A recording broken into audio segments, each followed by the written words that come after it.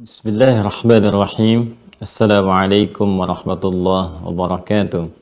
Alhamdulillah, di pertemuan yang lalu telah sampai kita pada puncak bahasan fondasi pertama yang menenun 6 pokok keimanan pada Allah Subhanahu wa taala yang kita kenal dengan rukun iman. Yang pertama adalah mengenal Allah Subhanahu wa taala dengan segala aspek turunan pembahasannya, sehingga selain meningkatkan semangat kita untuk beribadah, melahirkan kehusyuan dalam ibadah, juga memperkuat keyakinan kita untuk menuhankan Allah, mengesahkannya, menyembahnya, dan menepikan segala yang terkait dengan aspek ketuhanan dari selainnya. Alhamdulillah, kita juga telah membahas tentang bagaimana cara berinteraksi ibadah dengan Allah Subhanahu wa taala, memanggilnya, menyembahnya, bersimpuh kepadanya, dan segala turunan-turunan yang terkait dengan itu semua pada pembahasan Al-Asma'ul Husna wa Sifatuhul Ulya, yang dengan itu kita berharap semoga melahirkan sebuah sifat dan sikap dari mulai menatap, merasakan, dan mengamati segala yang terkait dengan kehidupan kita, semuanya mampu mendekatkan diri kita kepada Allah Subhanahu wa taala. Ini yang disebut dengan ulul albab, orang-orang yang mengetahui esensi kehidupan, yang mengarahkan semua yang terkait dengan kehidupannya untuk mendekatkan diri kepada Allah. Alladzina yadhkuruna Allaha qiyaman wa qu'udan wa 'ala junubihim wa yatafakkaruna fi khalqis samawati wal ard. Rabbana ma khalaqta hadza batila subhanaka faqina adzaban nar. Demikianlah apa yang ia kemudian komitmenkan, tegaskan kesehariannya, apa yang ia lalui, semua dalam rangka bersyukur, beribadah kepada Allah Subhanahu wa taala. Di pertemuan yang lalu kita telah menuntaskan bahasan kedua dari 8 tingkatan dan klasifikasi Al-Asma Al-Husna, yang pada hakikatnya pembahasan ini terkait berkelindan dengan semua aktivitas duniawi kita dalam rangka mencari bekal ukhrawi. Jadi semua nama-nama yang dibentangkan, disampaikan kepada kita, baik dalam firman Allah di Al-Quran Al-Karim, ataupun petunjuk-petunjuk Rasulullah SAW, sesungguhnya semua itu adalah esensinya memberi jalan kepada kita untuk berinteraksi, melahirkan ibadah, dan juga feedbacknya memenuhi apa yang kita butuhkan dalam tata kelola kehidupan. Yang pertama telah kita bahas asma'un muta'alliqatun bidzatihi ta'ala, nama-nama yang terkait dengan zat Allah, dan sudah kita terangkan dengan detail bagaimana menyertakan itu semua dalam doa kita. Kemudian juga asma'un muta'alliqah bitakwin, nama-nama yang terkait dengan proses pembentukan, penciptaan, serta segala hal yang terkait dengannya, baik asal pembentukan, penciptaan, detail, penanaman karakter, sifat, sampai penggabungan keseluruhannya yang terhimpun dalam 4 nama itu, baik Al-Khaliqul Bari'ul Musawwir, kemudian Al-Badi'.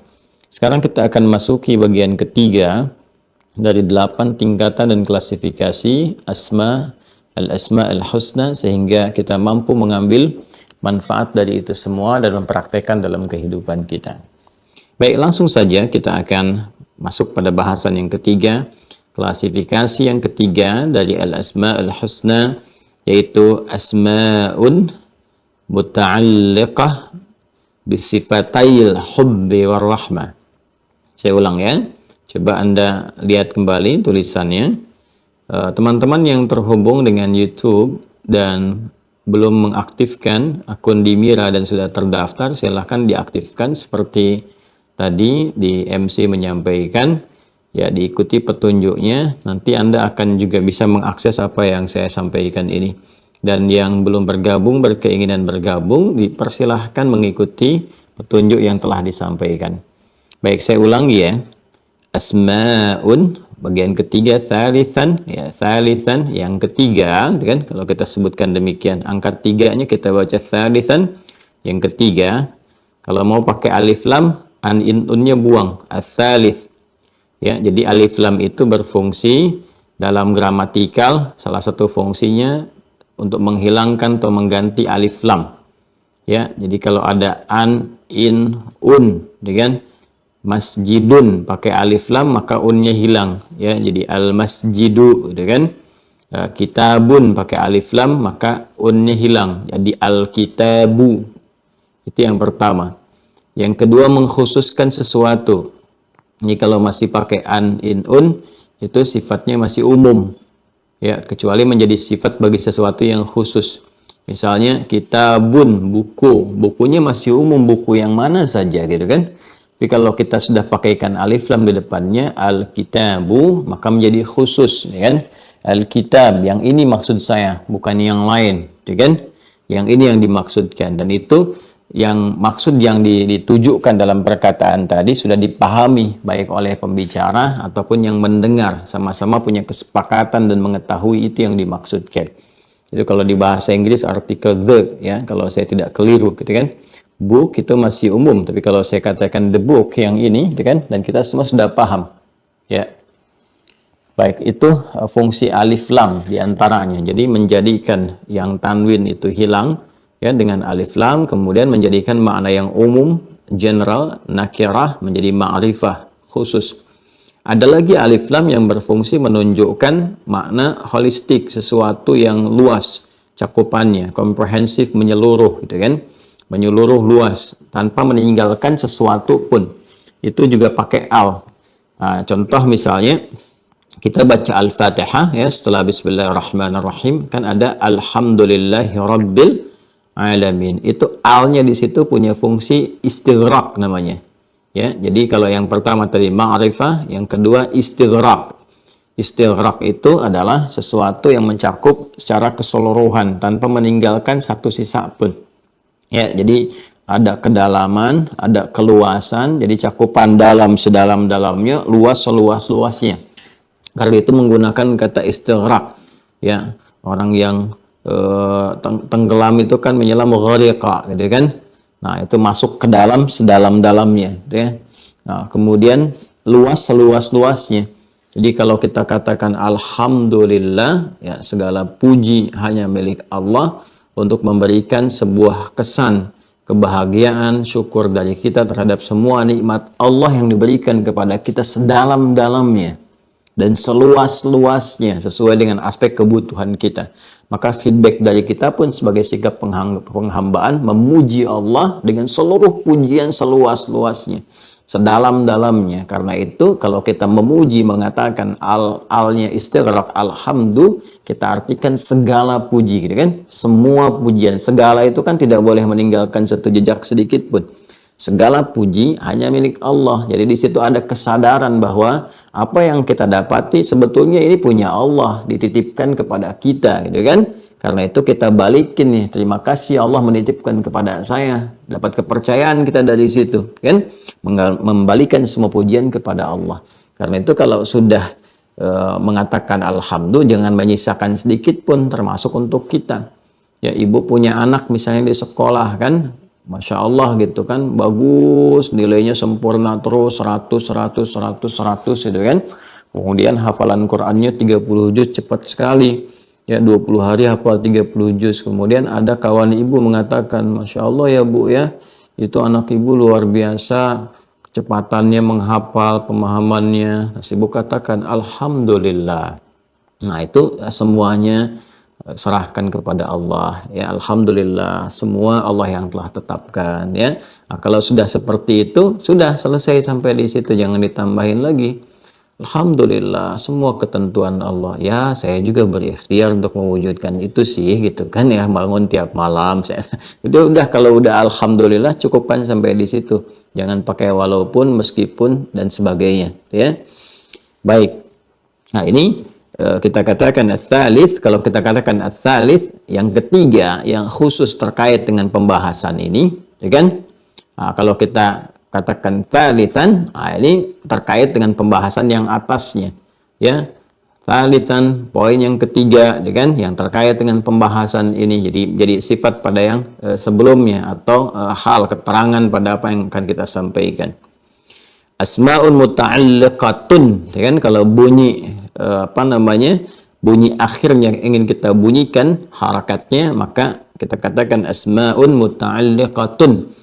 Hanya orang Arab itu memulai dengan harakat, berhenti dengan sukun.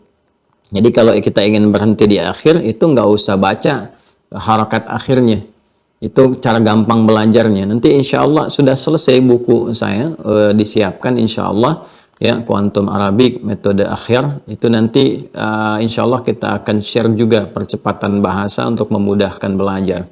Ya, dan rumusnya kita ada pengembangan dari gramatikal yang konvensional. Kalau kita pakai gramatikal konvensional itu bukan berarti usang, tidak. Maksudnya yang dulu, yang sangat bagus, yang menginspirasi kita untuk cepat belajar. Ya, seperti kita gunakan alfiyah misalnya kan, kalamuna lafdhun mufidun kastaqim wasmun wa fi'lun thumma harfunil kalim wahiduhu kalimatun wal qawlu am wa kalimatun biha kalamun qad yu'am bil jarni wat tanwini wan nida wa al wa musnadin lismi tamyizun hasal bitafa'alti atat wa ya if'ali wa nun iqbalanna fi'lun yanjali, itu kan.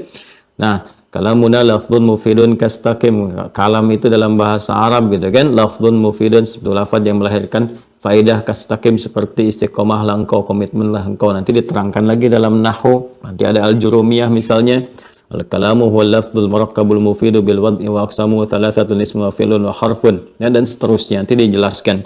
Nah, itu yang dipelajari di pesantren-pesantren termasuk tingkat perguruan tinggi Islam di jurusan bahasa khususnya. Nah, saya sederhanakan supaya mudah kita pahami. Misalnya cara kita cepat membaca, saya hadirkan rumus namanya hidup ayu mati syahdu. Kan? Hidup ayu, bacalah harokat pertama dalam setiap kalimat dengan 3 kemungkinan. Ayu kalau enggak A, I, atau U. Gitu kan? Kan begitu saja kita harokat itu dibaca kalau enggak A, gitu kan? Kemudian I atau U, enggak ada yang lain. Gitu kan?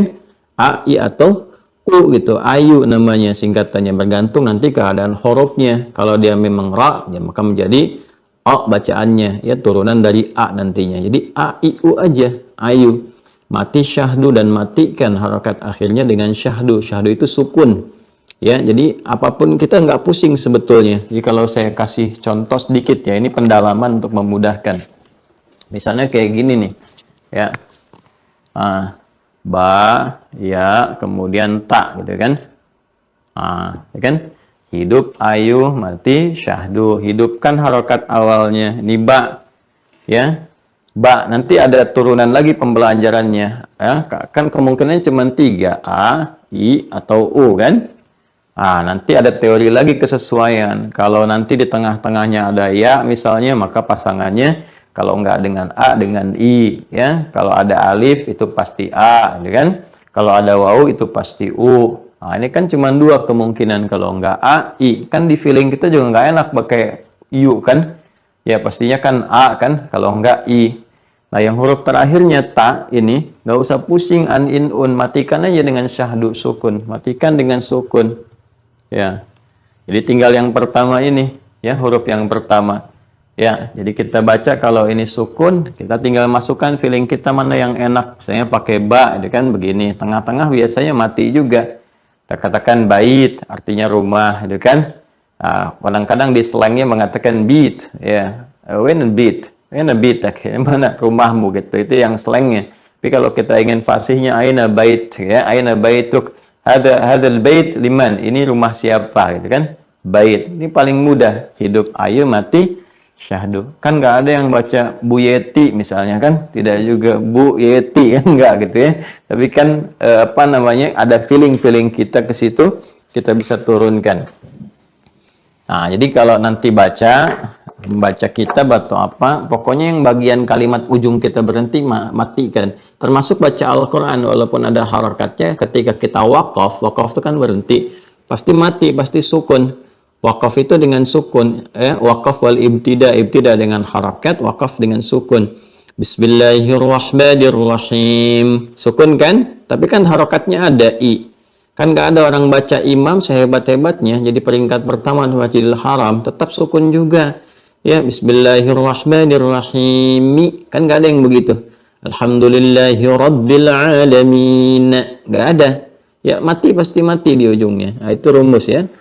Jadi kita baca asmaun muta'alliqah. Kalau kita berhenti di situ, nama-nama yang terkait bisifatail hubbi warahmah. Ya. Ini ada ya. Ya di situ. Ini biasa dalam tulisan kadang-kadang ya-nya suka nggak dimunculkan.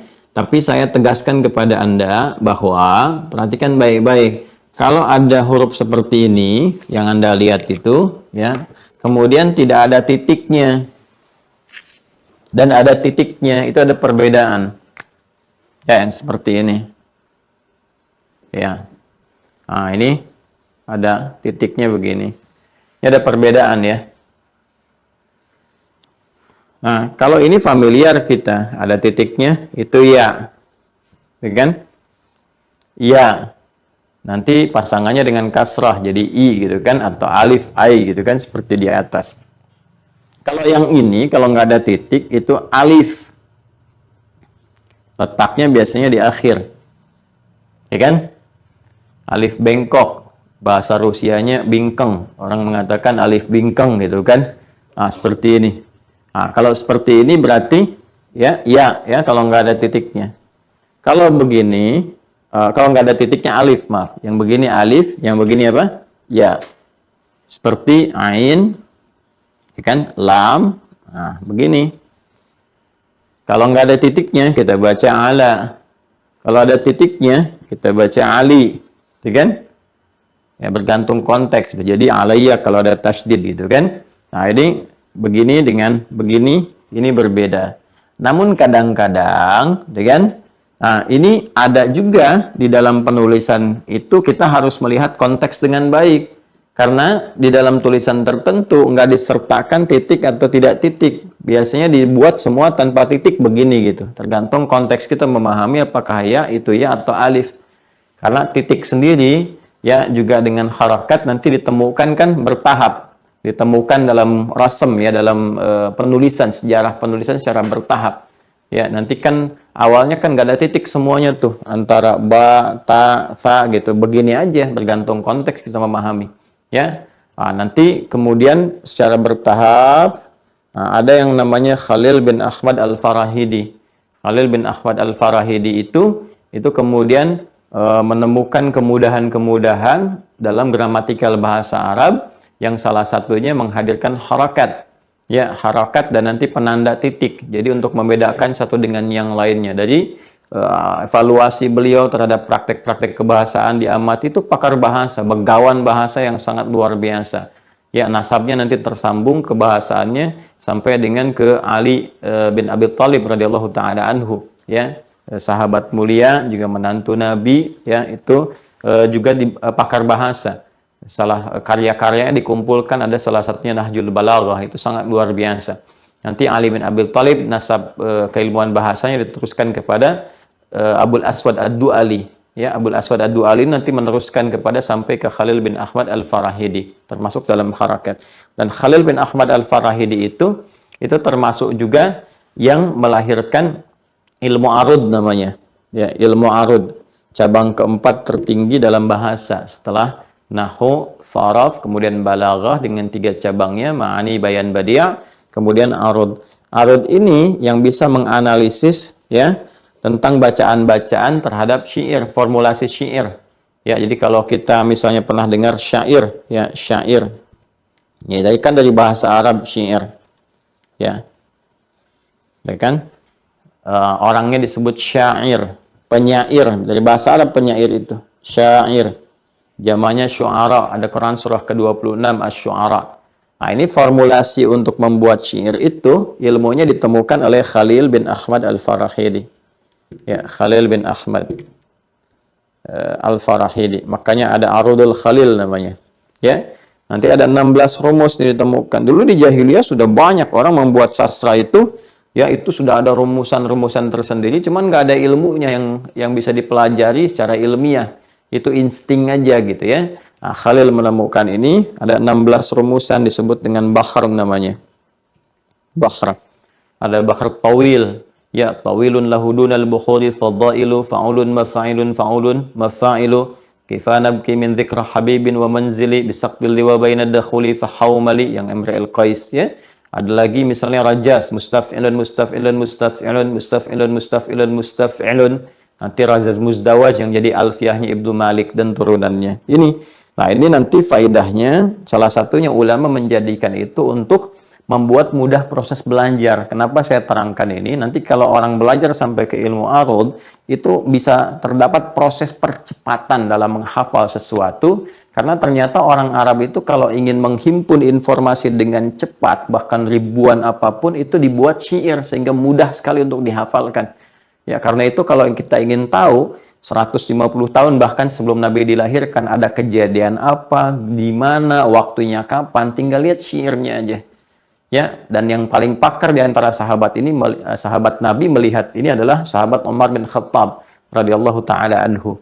Nah, ini kita bisa melihat ini. Termasuk nanti untuk menyusunnya, kita belajar ilmunya ini. Dan ini untuk membedakan nanti ya irama dalam syair dengan kita lihat bacaan-bacaan Quran yang berbeda jauh dengan irama-irama syair dan bukan masuk dalam kategori musik. Karena syarat untuk membuat syair itu salah satunya nanti ada musiknya. Ya, ada fasahah, ada khayal, dan ada musik, ada ketukan, ada irama di dalamnya. Ya, karena itu kita dapatkan misalnya rumus madid yang tala'al badru alaina, itu masuk dalam rumus madid di syair ini. Ya. Nah, tapi teman-teman sekalian, ini sedahsyat-dahsyatnya ini pun, ini ada irama, ada formula, itu nggak pernah dipakai untuk baca Al-Quran. Baik di masa era Nabi, ataupun misalnya di masa sahabat, sampai ke tabi'in, sampai kekinian. Ya, misalnya kan irama tola al-badru rumusnya madid kan? Ya, rumus madid itu kan nggak pernah dipakai baca Quran. Ya, misalnya pernah Anda dengar imam membaca begini, wadduha wal-laili idza saja. Kan tidak kan? Ya kan? Nah, kan jadi mereka itu walaupun tahu ini irama-irama ada musiknya, syair, tapi nggak pernah menyertakan irama musik kepada bacaan-bacaan Al-Quran karena berbeda, jauh sekali. Chemistry-nya nggak ada gitu kan? Karena itu nggak usah kreatif. Anda memasukkan misalnya turunan dari ini untuk baca Quran. Iyyaka na'budu wa iyyaka nasta'in. Ya bubar gitu kan? Ya, jadi orang dulu pun sejahiliyah-jahiliyahnya nggak pernah pakai Al-Quran dengan irama musik. Musik-musik yang dimaksudkan yang sudah jelas digunakan untuk syair gitu ya. Nanti ini turunannya menjadikan notasi. Ya, notasi itu yang digunakan kepada alat-alat irama sekarang. Ya, seperti do, re, mi, fa, sol, la, si, do. Itu kan irama-irama yang diciptakan oleh hasil-hasil keilmuan dari sini pada akhirnya. Kan do, re, mi, da, ro, mim, fa, sol, lam. Ya, kemudian sod, dal. Itu kan asalnya dari situ. Coba ngaji lagi deh, pelajari lagi. Anda akan temukan. Kemudian turunan jadi notasi ke bawahnya C, D, F, G, A, B, C, G, A, B, C, D, F, D, D, F, G, A, B, C, D, A, B, C, D, F, G, A, F, G, A, B, C, D, E, B, C, D, F, G, A, B, F, G, A, B, C, D, A, B, C, A, B, C, tuh, sampai situ. Maaf ya, lompat sedikit gitu. Nanti untuk memahamkan ini, supaya mengerti apa yang kita bahas itu, ada referensi-referensi dasarnya. Saya belajar, mempelajari, menghafal untuk merumuskan. Jadi kita kalau mau bicara hukum tuh kita telaah gitu. Apakah bisa main musik? Tidak, saya nggak bisa. Ya, main gitar bisa? Tidak. Main piano bisa? Tidak. Tapi kalau Anda tanya notasi, saya tahu, saya hafal gitu. Ya, turunan kemana, dan sebagainya. Dan hukumnya apa? Di situ kita gali nanti. Ya, nanti setiap ilmu pasti ada prakteknya. Pasti ada turunan persoalan untuk dibahasnya. Kan dulu rame kan? Hukum baca Al-Quran pakai langgam Jawa gitu kan, langgam Sunda, langgam Sumatera. Ya, kita kalau nggak paham ini nanti kita kan sulit menjelaskan seperti apa turunan-turunannya. Ya, teruskan. Asma'un muta'alliqana bisifatai. Di sini bukan alif ya, tapi ya, bisifatai al-hubbi war-rahmah. Nama-nama Allah Subhanahu wa taala yang terkait berkelindan atau berkaitan erat dengan dua sifat, bisifatai, dengan dua sifat. Ya, asalnya ini bisifatai ini, cuman ketika ada alif lam di depannya maka nunnya hilang. Ya, hilangkan nunnya menjadi bisifatai al-hubbi war-rahmah. Dengan dua sifat, yaitu sifat cinta, rahmah, dan kasih. Hub itu cinta, rahmah, kasih yang dalam. Berhenti sampai sini. Maaf ya, karena kita mengaji Mira ini, maka saya perdalam gitu. Kalau mungkin taklim umum, walaupun ini teman-teman yang di YouTube juga mengakses untuk beristifadah, bermanfaat, alhamdulillah. Kalau kita taklimnya umum, nggak ada kaitan dengan pembahasan pesantren, maka saya nggak akan bahas detail seperti ini. Cukup terangkan nama ketiga ini, yuk kita turunkan. Tapi karena Anda ngaji, Anda pegang juga kitab, lembaran seperti saya, maka hadirkan, kita baca bersama. Nanti kalau sudah offline, saya terangkan gramatikalnya. Nahunya ini, istilahnya ini. Kalau sharaf ini, istilahnya ini, gitu kan? Tapi yang saya inginkan Anda paham, bukan menghafal. Kalau menghafal itu mudah. Ya. Bismillah. Ketiga, nama-nama Allah yang terkait berkelindan dengan dua sifat, yaitu sifat cinta, al-hub, warahmah, dan kasih yang dalam. Teruskan dulu ya. Fima ada selain, ya, selain Rabb, sifat Rabb, kemudian Rahman, wa Rahim, dan Rahim. Jadi yang biasa kita kenalkan ada Rabb, Rahman, Rahim kan? Nah, ada lagi nama-nama Allah yang lain dari 99 itu ternyata menunjuk kepada makna dua hal ini, inti dua hal ini, ya, yaitu sifat cinta dan kasih sayang yang dalam. Nah, terkait dengan apa? Bergantung kebutuhan kita. Nanti Rabb ada sendiri penekanannya, Rahman ada sendiri, Rahim ada sendiri. Tapi tiga-tiganya ini nggak bisa lepas dari dua hal tadi, al-hub war rahmah. Kemudian nanti ada nama-nama yang lain lagi, dan itu pun nggak bisa dilepaskan dari dua hal ini. Jadi kalau kita mengalami persoalan dalam kehidupan kita, kemudian kita akan memohon kebutuhan itu dengan kasih Allah yang dalam, maka sebut nama itu. Ya, dan kita bisa sebutkan kemudian esensi di balik nama itu untuk mempercepat pengabulan doa kita. Prakteknya bagaimana? Ya kita teruskan dulu ya, kita teruskan dulu. Nah, nama-nama itu diantaranya, nanti setelah kita sebutkan nama-namanya, baru kemudian kita masuk kepada pendalaman dan prakteknya. Selain Rabb, Rahman, dan Rahim, ya, nama Allah yang terkait dengan rasa cinta dan kasih yang dalam, yaitu satu, Ar-Ra'uf, ya, sudah lihat ya, Ar-Ra'uf, kemudian Al-Wadud, ya, Anda bisa tandai, kemudian Al-Latif, Ar-Ra'uf, Al-Wadud, Al-Latif, Al-Halim, kan? Al-Halim, Al-Afu, Al-Afu, Al-Syakur, Al-Syakur, Al-Mu'min, Al-Bar, ya, Al-Bar, Bar, ya. Kemudian Rafi'ad Darajat, Rafi'ad Darajat. Ya, kalau pakai taknya terbuka seperti itu maftuhah, maka dibacakan dengan at di ujungnya, darajat, ya. Kalau taknya marbutah tertutup, Anda baca rafi'ud darajah, itu artinya tunggal. Kalau ada alif di ujungnya dan taknya terbuka maftuhah, maka itu bentuk dari jama'. Ya, bentuk dari jama'. Ya, jelas ya? Muannas salim sifatnya, ya. Kalau ke orang misalnya mukminat gitu kan, mukminin, mukminat, itu ada alif dan ta di ujungnya. Ar-Razzaq, teruskan Ar-Razzaq, kemudian Al-Wahhab, Al-Wasi'. Saya ulang ya dengan cepat. Ar-Ra'uf, Al-Wadud, Al-Latif, Al-Halim, Al-Af, Al-Syakur, Al-Mu'min, Al-Bar, Rafi'ad Darajat, Ar-Razzaq, Al-Wahhab, Al-Wasi'. Jelas? Ya. Baik, penyebutannya jelas ya. Nah, sekarang yuk kita dalami maknanya supaya paham. Nanti kapan kita menyebut Ar-Ra'uf? Kapan kita menyebut Al-Wadud? Ya kan? Kapan kita menyebut Al-Latif? Ya.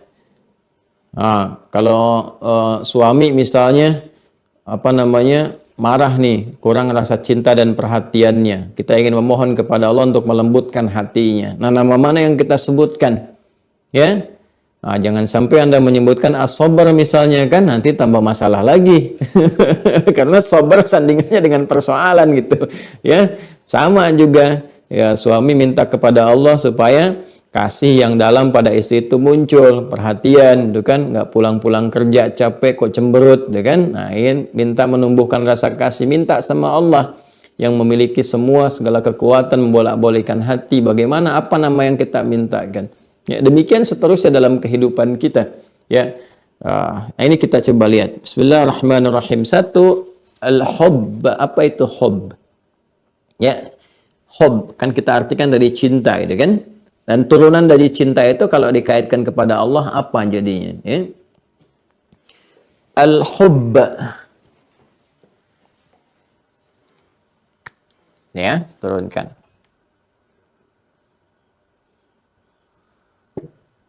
Al-hubb. Ya. Ahabba yuhibbu, mencintai gitu kan? Sifat cinta. Ini teman-teman sekalian, asalnya sesuatu yang tertanam di dalam jiwa. Ya, segala benih yang tertanam, ya, kalau dia melahirkan sesuatu turunannya, itu tambah tak di ujungnya sehingga menjadi habbah. Ya, ini hub atau al-hab juga, ini satu derivasi, satu akar. Nah, jadi begini. Ya, sesuatu yang tertanam, benih yang tertanam. Makanya kan cinta sering dihadirkan dengan benih kan, tertanam dalam jiwanya benih-benih cinta, ya kan? Sebetulnya jangan mau tuh kalau disebut benih-benih, berarti cintanya bercabang gitu. Ya banyak gitu. Ya, benih cinta tertanam dalam jiwanya gitu kan, hab. Nah, kalau dia kemudian melahirkan satu turunan ya dari situ, ya kalau kita nanam benih kan tumbuh ya, tumbuh jadi tangkai gitu kan, terus dahan, ya dari batang terus ada tangkainya, dahannya, ada buah dan sebagainya. Nah, itu sesuatu benih yang melahirkan satu turunan, dia tumbuh. Nah, itu biasanya disifati dengan tak di ujungnya. Ya, seperti habbah misalnya, ya kan? Habbah. Karena itu habbah itu sering diartikan dengan, dikatakan dengan benih yang tumbuh, yang melahirkan sesuatu yang positif. Perhatikan dalam sekali maknanya, dalam sekali. Ya, jadi cinta itu kalau sudah tertanam, kemudian tumbuh, menggerakkan ekspresi bagian tubuh kita untuk memberikan sebuah respon, itu mesti positif. Ya, kalau yang keluar negatif, tindakan-tindakan yang tidak baik, perilaku yang kotor, yang dilarang oleh Allah, itu bukan cinta namanya. Ya, itu rasa suka yang diprovokasi oleh setan, diarahkan kepada hal-hal yang tidak baik sehingga menjauh dari rahmat Allah. Ya, ingat baik-baik ya. Jadi kalau di sini ada Santi Mira belum menikah, misalnya akhwat diajak sama laki-laki, ayo naik motor boncengan berdua tanpa apa, mau kemana lah dan sebagainya. Nah, itu kalau dia benih cinta tidak akan begitu. Ya, pasti dengan cara yang lain. Anda pun akan menolaknya dengan cara yang lembut. Aku nggak butuh motornya.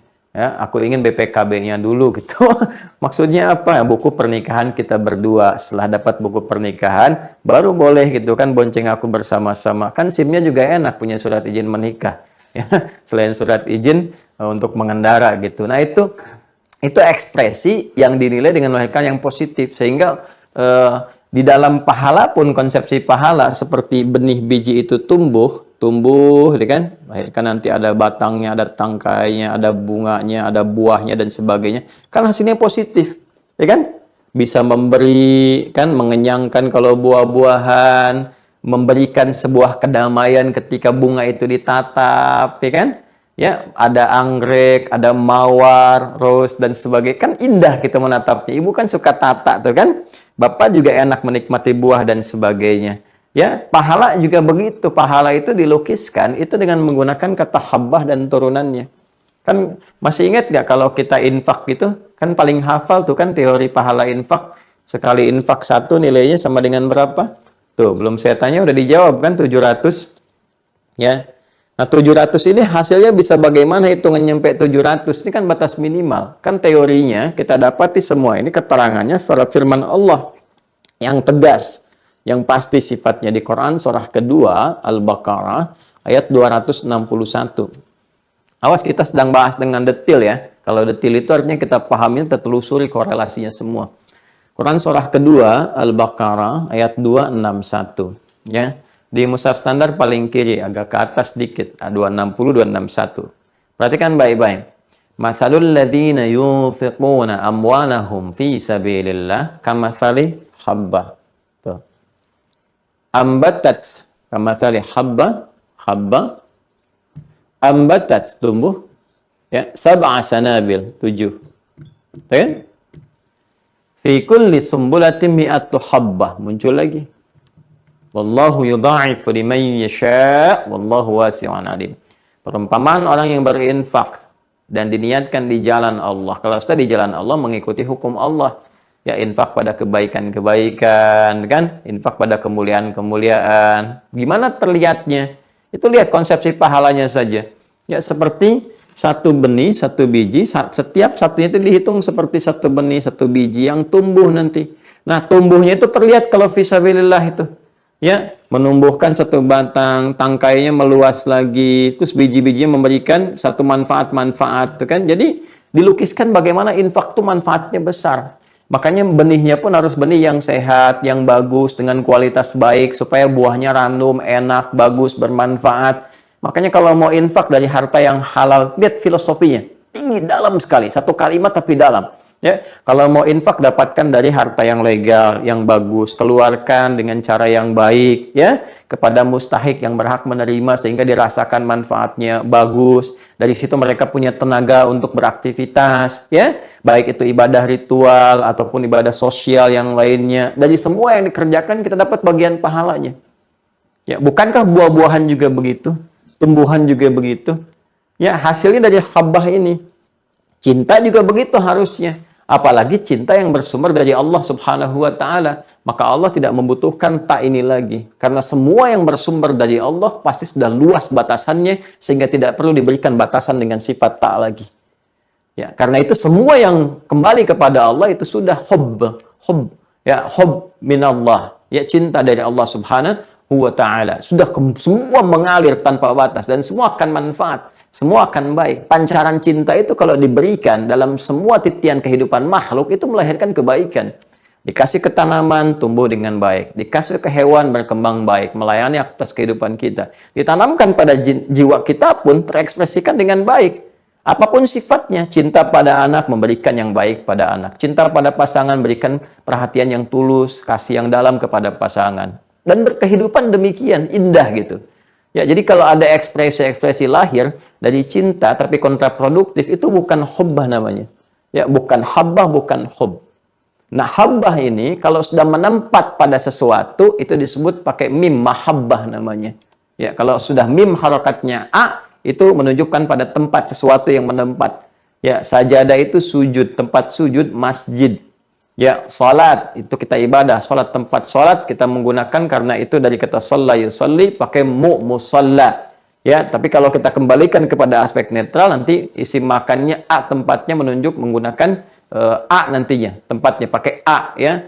Kantor gitu kan, nulis kataba, tempat nulis maktab pakai a. Jelas ya? Nah, ini mahabbah kalau tertanam dalam jiwa kita, maka penanamannya sudah hadir dalam jiwa disebut dengan mahabbah. Ya, habbatun jadi mahabbah. Ya. Kan ada mahabbatain, ya. Dua benih yang tertanam di dalam jiwa sehingga melahirkan satu pasangan cinta. Itu mahabbatain. Nah, ini mahabbah. Ya, kemudian rasa cintanya disebut dengan hub, sifatnya tertanam disebut dengan habbah, kalau sudah tertanam disebut dengan mahabbah. Nah, saya kembalikan, kalau ini kemudian kita kembalikan kepada yang memberikan sumbernya, segalanya, yang menciptakan, yang maha dengan sebagainya, maka kembalikan kepada sifat asalnya menjadi hub. Ya, karena itu diantara hal-hal nama-nama Allah yang dibentangkan kepada kita yang membawa sifat curahan cinta dari Allah tanpa batas. Wah, kalau udah nggak ada batas kan semua diberikan. Makanya saya pernah sampaikan kan, ya kan, saya pernah sampaikan, kalau sudah mendapatkan cinta Allah, maka sudah nggak ada batas. Bahkan dalam doa pun belum kita minta sudah diberi. Ketika cinta itu hadir, ya, dan kita tarik ya, laisa kamitsli syai', nggak ada yang serupa dengan apapun yang terkait dengan Allah. Ya, dalam kehidupan kita saja orang tua begitu mencintai anak, kan nggak, saya sering katakan nggak, anak minta pun dikasih kan. Ya, rasa cinta mendalam setelah disayang-sayang dari rahim itu kemudian dilahirkan, begitu dalamnya cinta kan, perhatian, disayang, dijaga, diberikan kebutuhan, cari, bahkan sebelum lahir tuh dicari pakaiannya. Ya, yang paling menarik itu kan nyari pakaian laki-laki, ternyata yang lahir perempuan gitu kan. Ya kan?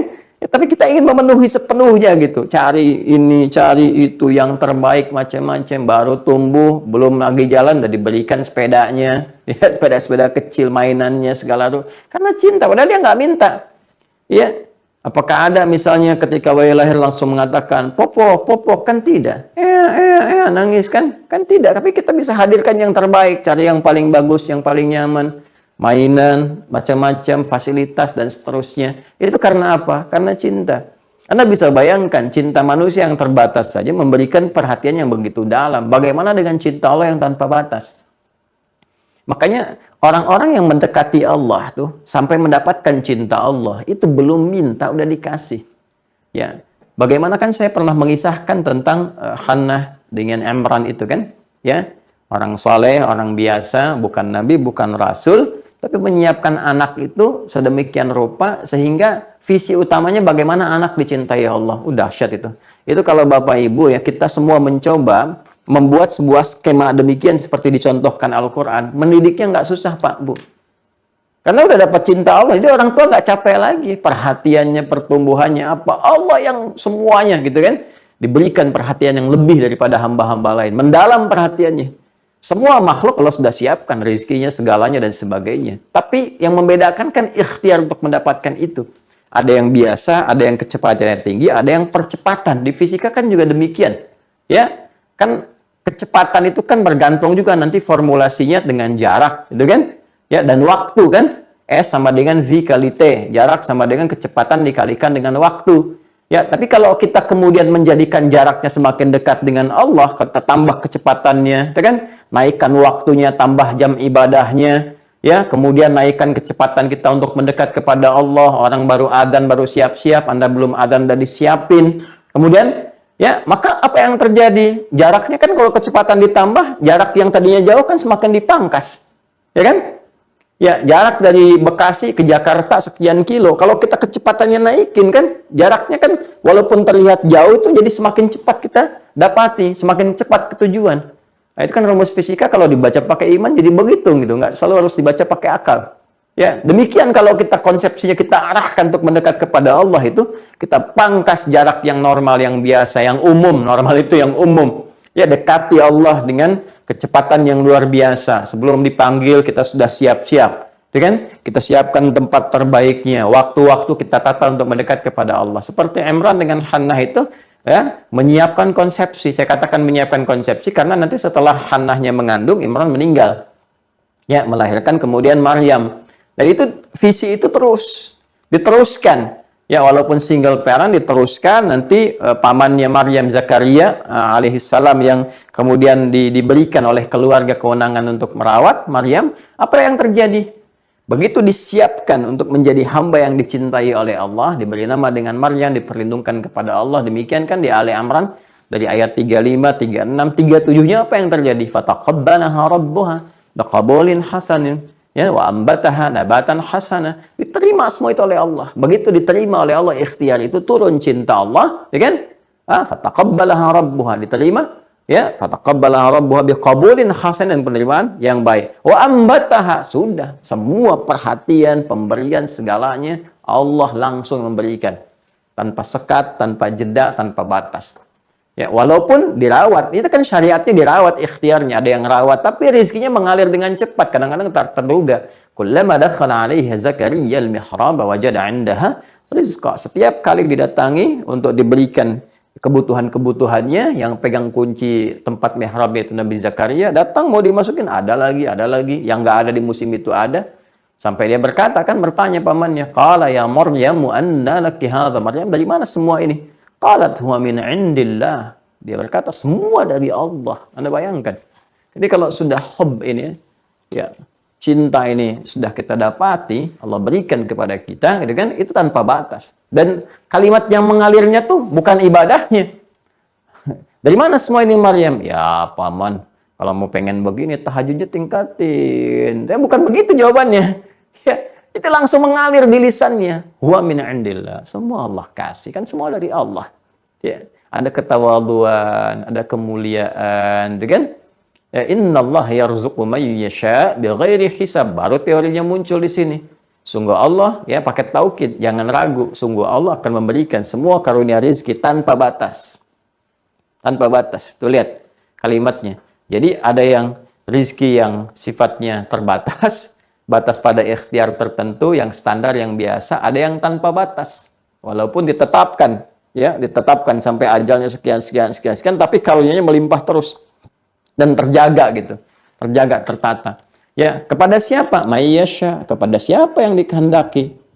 Nah, saya pernah sampaikan, membaca ayat seperti ini, jangan kita simpulkan berarti hanya Maryam yang dapat. Berarti hanya Nabi Zakaria yang dapat. Tidak. Ya, ini kalimat man ini terbuka untuk umum, sifatnya personal. Ya. Jadi sifatnya, oh ini kan isim mausul ya, konjungsi yang menyambungkan satu peristiwa, tapi memberi kesan inspirasi kepada kita terbuka bagi setiap personal. Jadi Allah tuh menawarkan kepada setiap kita secara personal, mau nggak jadi kalangan terbatas ini? Dikasih cinta Allah, diberikan karunia tanpa batas. Demikian cara membacanya. Ya. Nah, di antara cara kita untuk mendapatkan ini semua, kita harus tahu bagaimana berinteraksi, terhubung dengan Allah Subhanahu wa taala dalam konteks penyembahan itu. Apa nama yang kita sebutkan, gimana caranya, prosesnya seperti apa, gitu kan?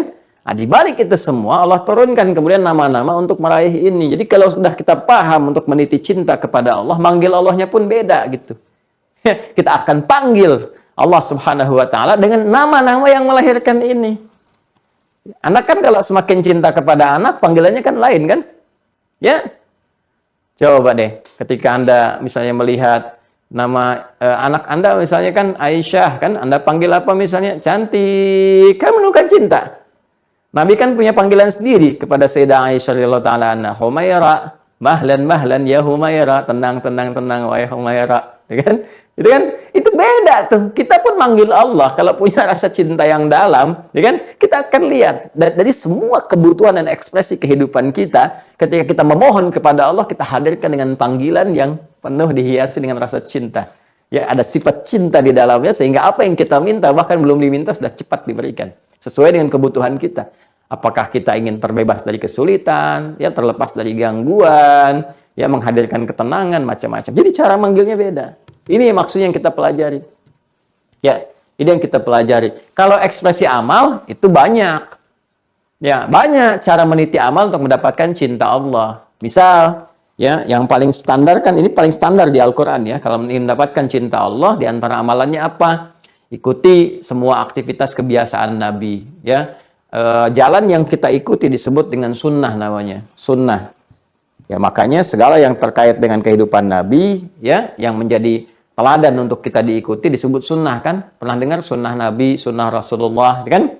Kalau kita lekatkan segala hal, perbuatan, perkataan, sifat, sikap, ya, yang menjadi dasar hukum perbuatan disebut hadis, ya, melekat kepada Nabi. Tapi kalau kita ikuti itu semua, jalannya disebut dengan sunnah.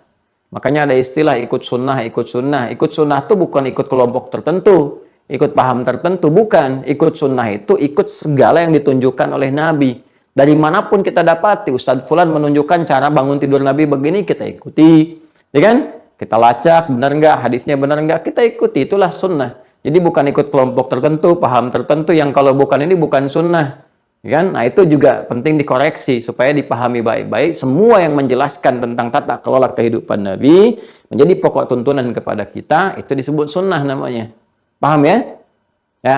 Jadi jangan sampai misalnya ini ada kajiannya sunnah, yang lain bid'ah, misalnya kan, atau yang lain begini, yang lain ya enggak, jangan menghadirkan sebuah pertentangan. Saya pun tidak mengajarkan untuk saling mencela, enggak boleh saling mencela, enggak boleh saling merasa yang paling tinggi. Murid-murid saya enggak boleh seperti itu. Dan kita saling mencintai semuanya, ya. Saling mencintai, membangun silaturahim kita itu dihadirkan ke dunia oleh Allah untuk berta'aruf, lita'arufu, ya. Ya, bukan untuk bertabaud, saling menjauh. Jadi kalau Anda ngaji jadi saling membenci, saling menjauhi. Jadi pertanyaannya yang dikaji apa gitu? Al-Quran mengajarkan kita saling mencintai. Kenapa kemudian perilaku kita jadi saling membenci? Pasti ada yang keliru di situ. Ya, nah caranya bagaimana? Perbaiki diri kita. Nggak perlu nilai orang. Ya, kita mencoba merangkul, bersilaturahim dengan siapapun dalam konteks kebaikan. Itu yang saya ajarkan. Ya, baik, kembali ke sini ya. Nah, maka kita mengikuti tuntunan Rasulullah ini jelas disebutkan di Quran surah ketiga Ali Imran ayat 31. Ya. Ayat 31. Paling kiri agak ke atas sedikit, 30 31 ya. Qul in kuntum tuhibbunallaha, ya kan? Ya, tadi saya katakan di awal ahabba yuhibbu. Perhatikan kalimatnya, perhatikan ayatnya.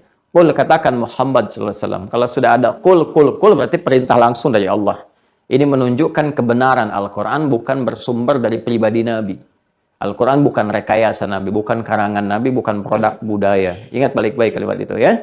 Tuduhan ini sudah ada 15 abad yang lalu. Jadi kalau ada orang bicara sekarang Al-Qur'an produk budaya ya yang dihadirkan oleh Nabi, itu terlambat berpikirnya, telat 15 abad. Jadi kan telat 15 abad. Itu sudah ada dari dulu tuduhan demikian dan dibantah, bahkan di-challenge. Ayo kalau memang merasa ini karya manusia, buat semisal yang nggak ada yang mampu. Ya. Baik, kul katakan. Kalau katakan berarti kan ada yang memerintahkan kepada Rasulullah. Kalau kita bicara sendiri pada orang, nggak mungkin sebelum kita bicara, katakan Muhammad. Ya, saya adik misalnya, saya ingin ngajar nih. Katakan adik, katakan. Katakan itu kan kata perintah, berarti ada yang memerintahkan. Kalau dari saya katakan langsung aja. Ya kan? Ya, jadi ketika kita kemudian mendapati ayat kul, ini menunjukkan satu, ya, benarnya otentisitas Al-Quran bersumber dari Allah Subhanahu wa Ta'ala sebagai firman. Kul, katakan Muhammad SAW, in kuntum tuhibbunallaha. Jika kalian serius mencintai Allah. Ya, bisa Allah mengatakan begini misalnya kalau kita ingin di luar Quran, kul in tuhibbunallaha. Katakan jika kalian mencintai Allah. Tapi ketika menggunakan kuntum di awalnya, ini memberikan sebuah penegasan. Ya, berikan taukid selain menunjuk kepada ya, umat atau orang yang ingin diajak bicara, ingin disampaikan risalah ini, ya, taruhlah di masa Nabi Muhammad kepada umat beliau sallallahu alaihi wasallam di masa itu, para sahabat dan sebagainya. Sekarang ke kita karena Al-Qur'an kan sifatnya terus. Ya, komprehensif, luas, melintasi zaman, ya, melintasi tempat, dimensi, ruang, dan waktu, sampai kehidupan berakhir, sampai kita kembali kepada Allah. Jadi ayat ini pun ditujukan kepada kita. Katakan, ya, diperintahkan Muhammad SAW, sampaikan, dan sampai kepada kita sekarang. Inilah dahsyatnya Al-Quran, mukjizat yang nggak pernah berubah. Ya, nggak ada Anda dapati misalnya, ejaan yang disempurnakan terhadap Al-Quran. Nggak ada, dari dulu. Ya, zamannya Abu Bakar As-Siddiq sampai dengan yang ke sekarang gitu kan, zamannya Umar bin Khattab sampai dengan yang sekarang, semua nggak ada yang berubah. Qul huwallah, sama bacaannya, nggak ada bedanya dan sebagainya. Ya, versi-versi bacaan pun yang sesuai dengan dialek-dialek yang disebut dengan riwayat sama semua, nggak ada yang berubah, bisa dilacak. Ya, qul in kuntum, katakan Muhammad SAW, jika kalian semua serius. Ya, kita sekarang sedang dikhitab nih. Ya, di-challenge nih oleh Allah nih, ditanya nih, kita semua nih yang terhubung ya, sekarang kita belajar. Hei, jika kalian semua serius mencintai Allah. Kan cinta itu ada yang sekedar diucapkan, ada yang memang serius. Dan itu butuh pembuktian. Nanti diujinya lewat pembuktian. Serius gak benar? Di kehidupan kita kan juga begitu. Bukti cinta seorang ayah, ibu kepada anaknya kan dari perilaku, perhatian, kasih sayang dan sebagainya. Ke pasangan juga demikian, ada pembuktian dan sebagainya. Nah sekarang, keseriusan kita mencintai Allah seperti apa? Kalau ditanya setiap hamba, cinta nggak sama Allah? Cinta sama Tuhan yang... Ya, saya cinta. Tapi buktinya apa? Kalau ekspresi kehidupan kita justru bertentangan dengan apa yang dicintai Allah, bukan cinta namanya. Dia nggak sampai ke dalam jiwa. Ya, nggak sampai dari lisan itu turun ke hati. Kalau manusia kan dari mata turun ke hati. Ya, kalau iman kan dari lisan turun ke hati. Diucapkan dari lisan, turun kepada jiwa, jadi sinar. Menerangi ekspresi kehidupan kita, perilaku kita, membimbing bagaimana kita bersikap dan berkehidupan yang baik. Nah, kata Allah, jika kalian serius mencintai Allah, maka buktikan satu dengan sikap, dengan amalan. Apa di antara amalnya? Fattabi'uni, ikuti segala yang dituntun oleh Rasulullah. Ya, jadi kita keluarkan nih, kan cara gampang berkehidupan itu nggak susah sebetulnya. Nggak susah. Kita itu kan punya rutinitas dari bangun tidur sampai tidur lagi. Dan dahsyatnya dalam Islam itu, pernah kita bahas di awal jumpa kita, semua tuntunan, baik secara teologi, baik secara akidah, kemudian ibadah, muamalah, itu lengkap semua. Ya, demi Allah saya katakan, cuma di Islam kita temukan tuntunan dari bangun tidur sampai tidur lagi. Dari bangun aja udah ada tuntunan gimana cara bangun, apa yang dibaca, bagaimana menyiapkan diri saat bangun. Ya, kemudian berangkat ke toilet, masuknya dituntun lagi, keluar dituntun, ada tuntunannya. Ya, kemudian berpakaian ada tuntunannya, mau kerja ada bimbingannya, urusan makan ada tuntunan, secara individu ada, kemudian berkeluarga ada, bersosial ada, dan semua passion kehidupan itu ada tuntunan. Kan dahsyat. Kita tinggal keluarkan aja. Ya. Masya Allah, menjadi pedoman hidup muslim, PHM, kan? Kalau mau tambahkan PHMI, Pedoman Hidup Muslim Indonesia, misalnya kan, kalau kita ingin bawa kita sebagai warga negara yang baik, dari bangun tidur sampai tidur lagi, ikuti ini, nggak akan bertentangan kok dengan hukum kehidupan kita berbangsa, bernegara, bertanah air, nggak akan bertentangan, bahkan dijamin undang-undang. Undang-undang kita yang meminta kita ya untuk memeluk agamanya masing-masing, beribadah menurut agama dan kepercayaannya itu dilindungi oleh negara. Jadi sebetulnya disupport itu. Ya, pasal 29 ayat 2, negara menjamin kemerdekaan tiap-tiap penduduk untuk memeluk agamanya masing-masing dan beribadah menurut agama dan kepercayaannya itu. Dijamin itu, jangan takut. Ya. Baik ya, bangun tidur tuh, baca ini, lakukan nih, duduk dulu, hilangkan bagian bekas ngantuknya, siap-siap. Nah, kok begitu? Nabi mengajarkan. Tapi kan keluarga Indonesia, pasal 29 ayat 2. Oh, keren kan? Jadi jawabannya keren tuh, ya. Jadi udah dalil, dalil. Nah ini, ketika kita kerjakan ini apa yang terjadi? Yuhibbukumullah, cinta Allah turun. Jadi ada cinta Allah yang diberikan, kan? Pertama bisa lahir lewat perilaku nih. Mengikuti petunjuk-petunjuk Nabi, berperilaku, bersikap, berpedoman dan sebagainya. Ya kan? Nah, sekarang kalau sudah cinta kan manggilnya juga beda. Ya, cinta Allah diturunkan, panggilan kita kan beda. Ya, ada yang lebih, ada ekspresi dari nilai cinta itu yang melahirkan panggilan tertentu. Terus sekarang kita ingin katakan, ya Allah, sudah hadir di rasa cinta yang mendalam dariku kepadamu. Dibuktikan. Wah, dengan dari bangun, ibadahnya juga sebelum dipanggil udah siap-siap, kan? Dari ibadah harta juga orang baru zakat, itu pun belum dipikirin. Ya, kita sudah masuk kepada infak, udah macam-macam. Belum wajib zakat, sudah mau infak, sudah mau sodakoh. Belum datang Ramadan, udah mau puasa, gitu kan? Itu kan ekspresi kita dalam mewujudkan cinta kan kepada Allah. Ya, lalu setelah itu kita bertanya, ya Allah, ini manggil engkau apa ini kan? Ya, dengan ekspresi itu semua. Maka Allah turunkan nama-nama yang terbaik, yang melahirkan cinta-cinta di dalamnya dan kasih yang mendalam itu. Ya, makanya saya sudah tadi katakan kalau cinta sudah diberikan, maka anugerah tanpa batas itu ya dilimpahkan kepada kita. Limpahan anugerah tanpa batas yang mencakup segala aspek bagian dari kehidupan kita disebut rahmat namanya. Rahmah. Rahmah. Rahmat. Diserap ke dalam bahasa Indonesia menjadi rahmat. Ya, dan kita merasakan tidak ada yang paling tinggi nilainya berupa pemberian yang berlimpah, yang tak ternilai, kita jadikan sebagai rahmat. Manfaatnya disebut dengan berkah. Bahkan kita pun sebagai warga negara, bangsa, para pendahulu kita, para pejuang pahlawan nasional kita, ya, bahkan penyusun konstitusi dan sebagainya, itu mengakui. Jadi anugerah terbesar yang merajut ke Indonesia, Negara Kesatuan Republik Indonesia itu, yaitu rahmat dan berkah. Maka kita di preambul Undang-Undang Dasar 1945 itu kita mengatakan atas berkat rahmat Allah yang Maha Kuasa. Oh, coba baca lagi itu. Atas berkat rahmat Allah yang Maha Kuasa. Dan dengan didorongkan oleh keinginan luhur. Keinginan luhur dari dulu pengen merdeka, tapi belum dapat-dapat. Rahmat Allah yang tanpa batas yang memberikan itu kepada kita. Nah, apakah untuk mendapat rahmat itu tiba-tiba begitu saja? Tidak. Coba lihat bagaimana perjuangan itu dihadirkan. Kalimat-kalimat yang muncul. Bukankah sering mendapatkan Allahu Akbar, Allahu Akbar. 10 November kan saksi yang sangat luar biasa. Bagaimana di Surabaya, Malang sekitarannya teriakan-teriakan takbir, pidato-pidato yang berkobar dari Bung Tomo sekitarannya. Pejuang-pejuang, bagaimana Jenderal Sudirman berjuang bergerilya, yang lainnya juga, bagaimana para kiai dan sebagainya. Itu apa yang dihadirkan? Rahmat. Untuk mendapat rahmat. Demi rahmat itu keluar darah, keringat, air mata. Yang kemudian disimbolkan dengan menyulam bendera itu, merah darah, kain kafan, dan sebagainya. Itu gambaran hal yang penting harus kita jiwai gitu ya. Mohon maaf, pagi ini kita luas ya, jangkauannya gitu ya.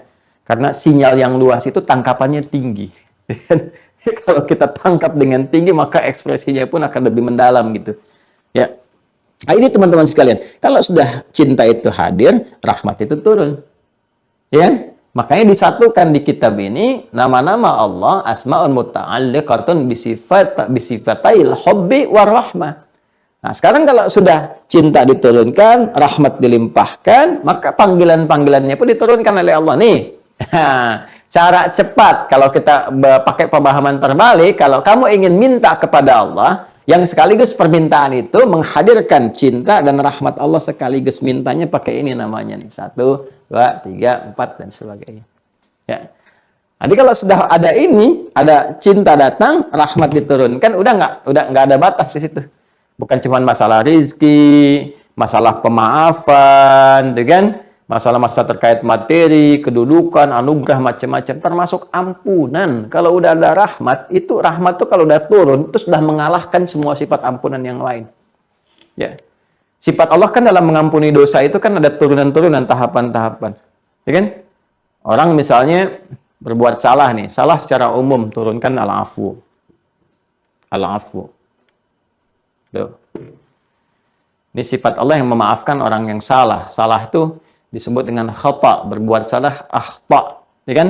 Saya salah akhta'tu. Kita salah akhta'na. Ya? Kita mohon kepada Allah, Rabbana la tu'akhidna in nasina au akhtana. Al-Baqarah 286. Ketika kita minta sifat untuk mengampuni, kita katakan apa? Fa'fu anna. Ya, fa'fu anna. Ini al-afu. Ya. Tapi kalau melahirkan kemudian dengan itu, detil. Jadi detil nih. Tadi kan masih umum tuh. Jadi detil nih, ada dosa nih. Mulai ada dosa. Ya, tadi bangun subuh. Ya, misalnya azan subuh 4:02 gitu kan. Kita harus siap-siap. Ya, jam 2:04 kita bangun, bagus. Ya kan? Tapi kalau kita sudah mulai bangun misalnya, jam 5:04, ya kan? Nah, sebenarnya sudah salah, tapi belum tentu berdosa. Kenapa? Kalau nggak disengaja misalnya kan? Ada kan orang yang tahajudnya dari bangun jam 2:04, tahajud luar biasa, sempurna, nangis, ya, bersimpuh di atas sajadah sampai bangun jam 5:04 gitu kan. Padahal subuhnya jam 4:02 gitu kan. Ya, jadi yang sunnah dikejar luar biasa, begitu masuk yang fardu nggak siap-siap, alarm lupa dipasang, ya. Nah, dan lupa itu kan saya katakan kemarin nasia, saya lupa nasitu, kita lupa nasina, Rabbana la tu'akhidna in nasina au akhtana, ya kan? Tetap salah karena nggak pada tempatnya, cuma kesalahannya kan sudah termaafkan karena nggak ada unsur kesengajaan. Sifat afu Allah datang lebih cepat sebelum kita meminta. Tapi kalau ada unsur kesengajaan, nonton bola misalnya kan, malamnya terus sengaja sampai begadang, sampai kemudian terlewatkan, sampai ketiduran, bangun jam 6 misalnya kan, nah itu salah melahirkan dosa. Dosa yang mengiringi kesalahan, satu titik dzambun namanya. Dzambun. Dzal, nun, ba, gini. Dzambun. Nah, Allah pun maha sayang kepada kita. Maha sayang, kamu lahir itu bersih, jangan pulang kotor, jangan bawa setitik noda pun. Ya, kamu pulang itu mesti membawa satu kebeningan dari kebersihan yang telah aku berikan, suci, bersih, bawa amal yang bagus, kan?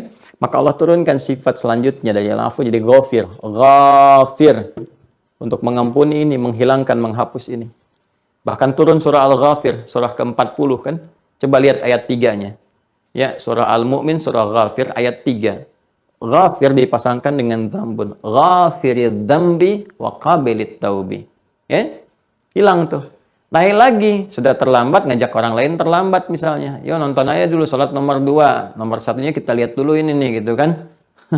Ya ini nih bulu tangkis nih pasti menang. Ya ternyata menangis, deh kalah gitu kan. Ini bola menang.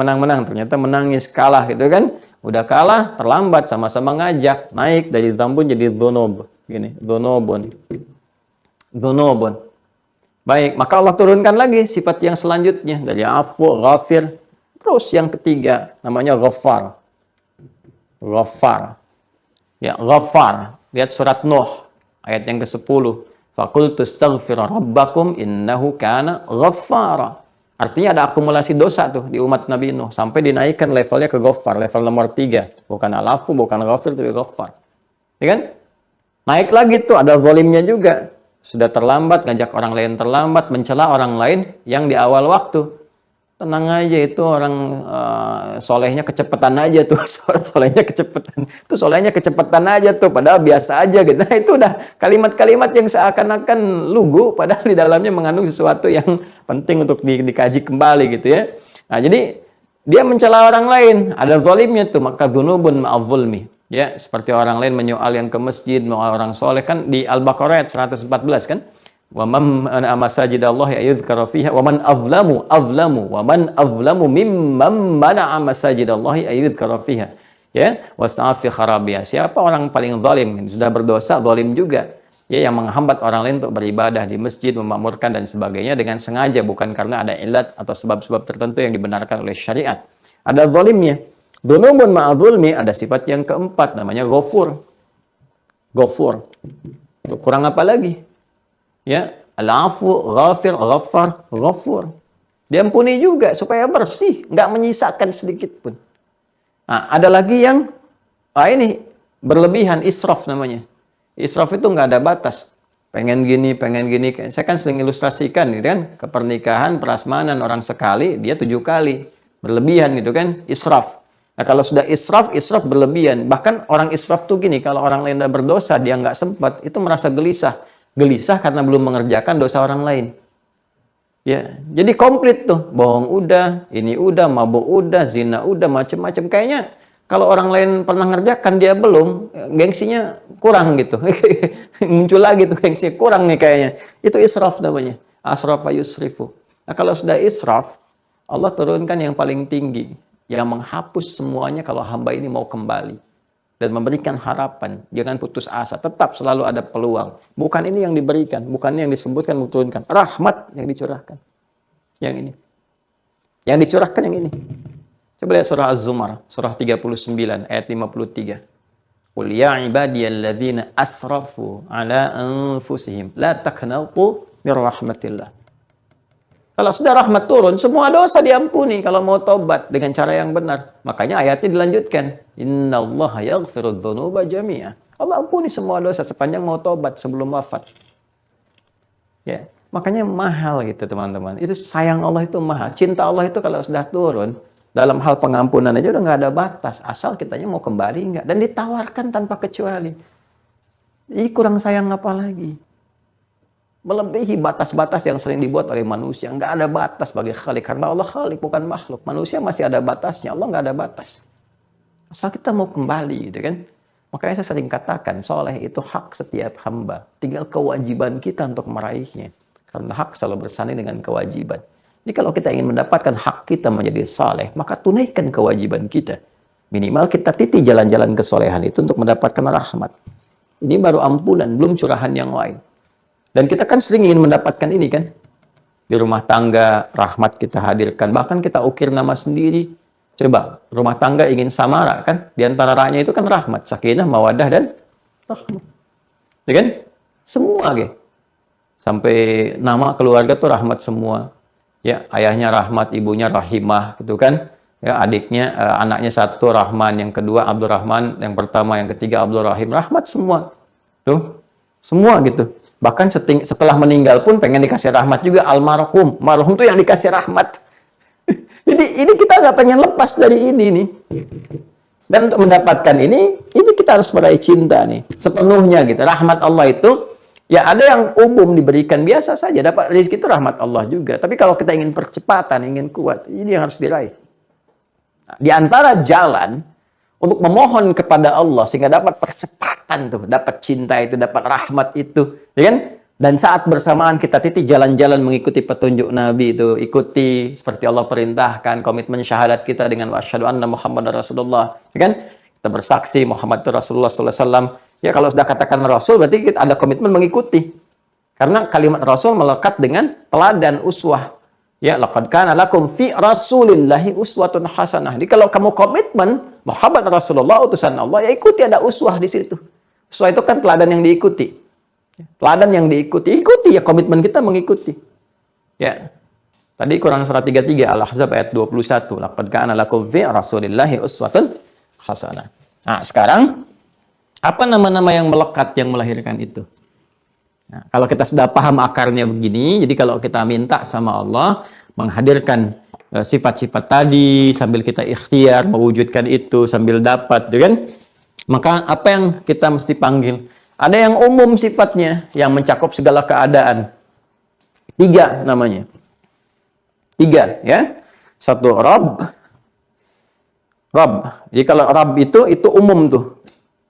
Ya, umum mencakup semua keadaan. Artinya kita mau keadaan sulit di rezeki yang kita rasakan padahal Allah kasih cukup, gitu kan?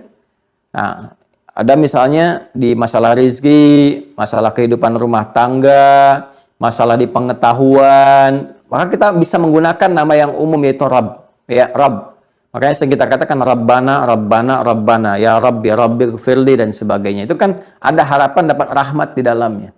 Ya kan? Tapi ini masih standar umum. Ini pun harus diikuti dengan konsepsi ibadah yang telah saya terangkan dahulu. Jadi kalau kita nggak tahu nama khususnya, ini saya ada persoalan misalnya, ingin minta ampun nih masalah dosa, masalah maafan. Saya belum tahu nama yang spesifik sebut Rabb. Rabb. Jelas ya? Nah, makanya di Al-Quran banyak kemudian redaksi-redaksi dari firman Allah Subhanahu wa taala yang ayatnya langsung menunjukkan dengan kata Rabb. Ya, Rabbana atina fid dunya hasanah. Ya, Rabbana la tu'akhidna in nasina aw akhtana. Ya, Rabbana wa la tahmil 'alaina isran kama hamaltahu 'alal ladzina min qablina. Rabbana wa la tuhammilna ma la taqata lana bih. Ketika kita mengatakan Rabbana, Rabbana, Rabbana, Rabbana 3 kali, jawabannya apa? Fa'fu 'anna, al-'afwu datang. Waghfir lana, ghafir ghaffar, kemudian ghafur, warhamna, rahmat datang. Anta maulana fansurna 'alal qaumil kafirin. Turun tuh. Jadi kita bisa memanggil nama Allah untuk mendatangkannya dengan Rabb. Tapi harus dibuktikan karena sifat rububiyah itu terikat dengan komitmen. Ya, yang di Al-A'raf ayat 172 yang pernah kita bahas. Wa idz akhadha rabbuka min bani adama min zuhurihim dzurriyyatahum wa asyhadahum 'ala anfusihim alastu bi rabbikum. Kita katakan qalu bala syahidna. Ketika bersyahadat, komitmen syahadat itu adalah iman. Iman komitmennya lewat amal. Maka kalau ingin mendapatkan manfaat dari sifat rububiyah itu dengan memanggil Rabb, imbangi dengan amalan kita. Ya, kuatkan ikhtiar kita untuk beribadah. Kuatkan, maka nama ini akan efektif. Tapi umum sifatnya dalam setiap keadaan. Jadi kalau lagi bingung apa? Rabb. Ya. Atau kita panggil Rahman. Rahman spesifik. Rahmat yang kita mintakan tanpa batas. Rahman.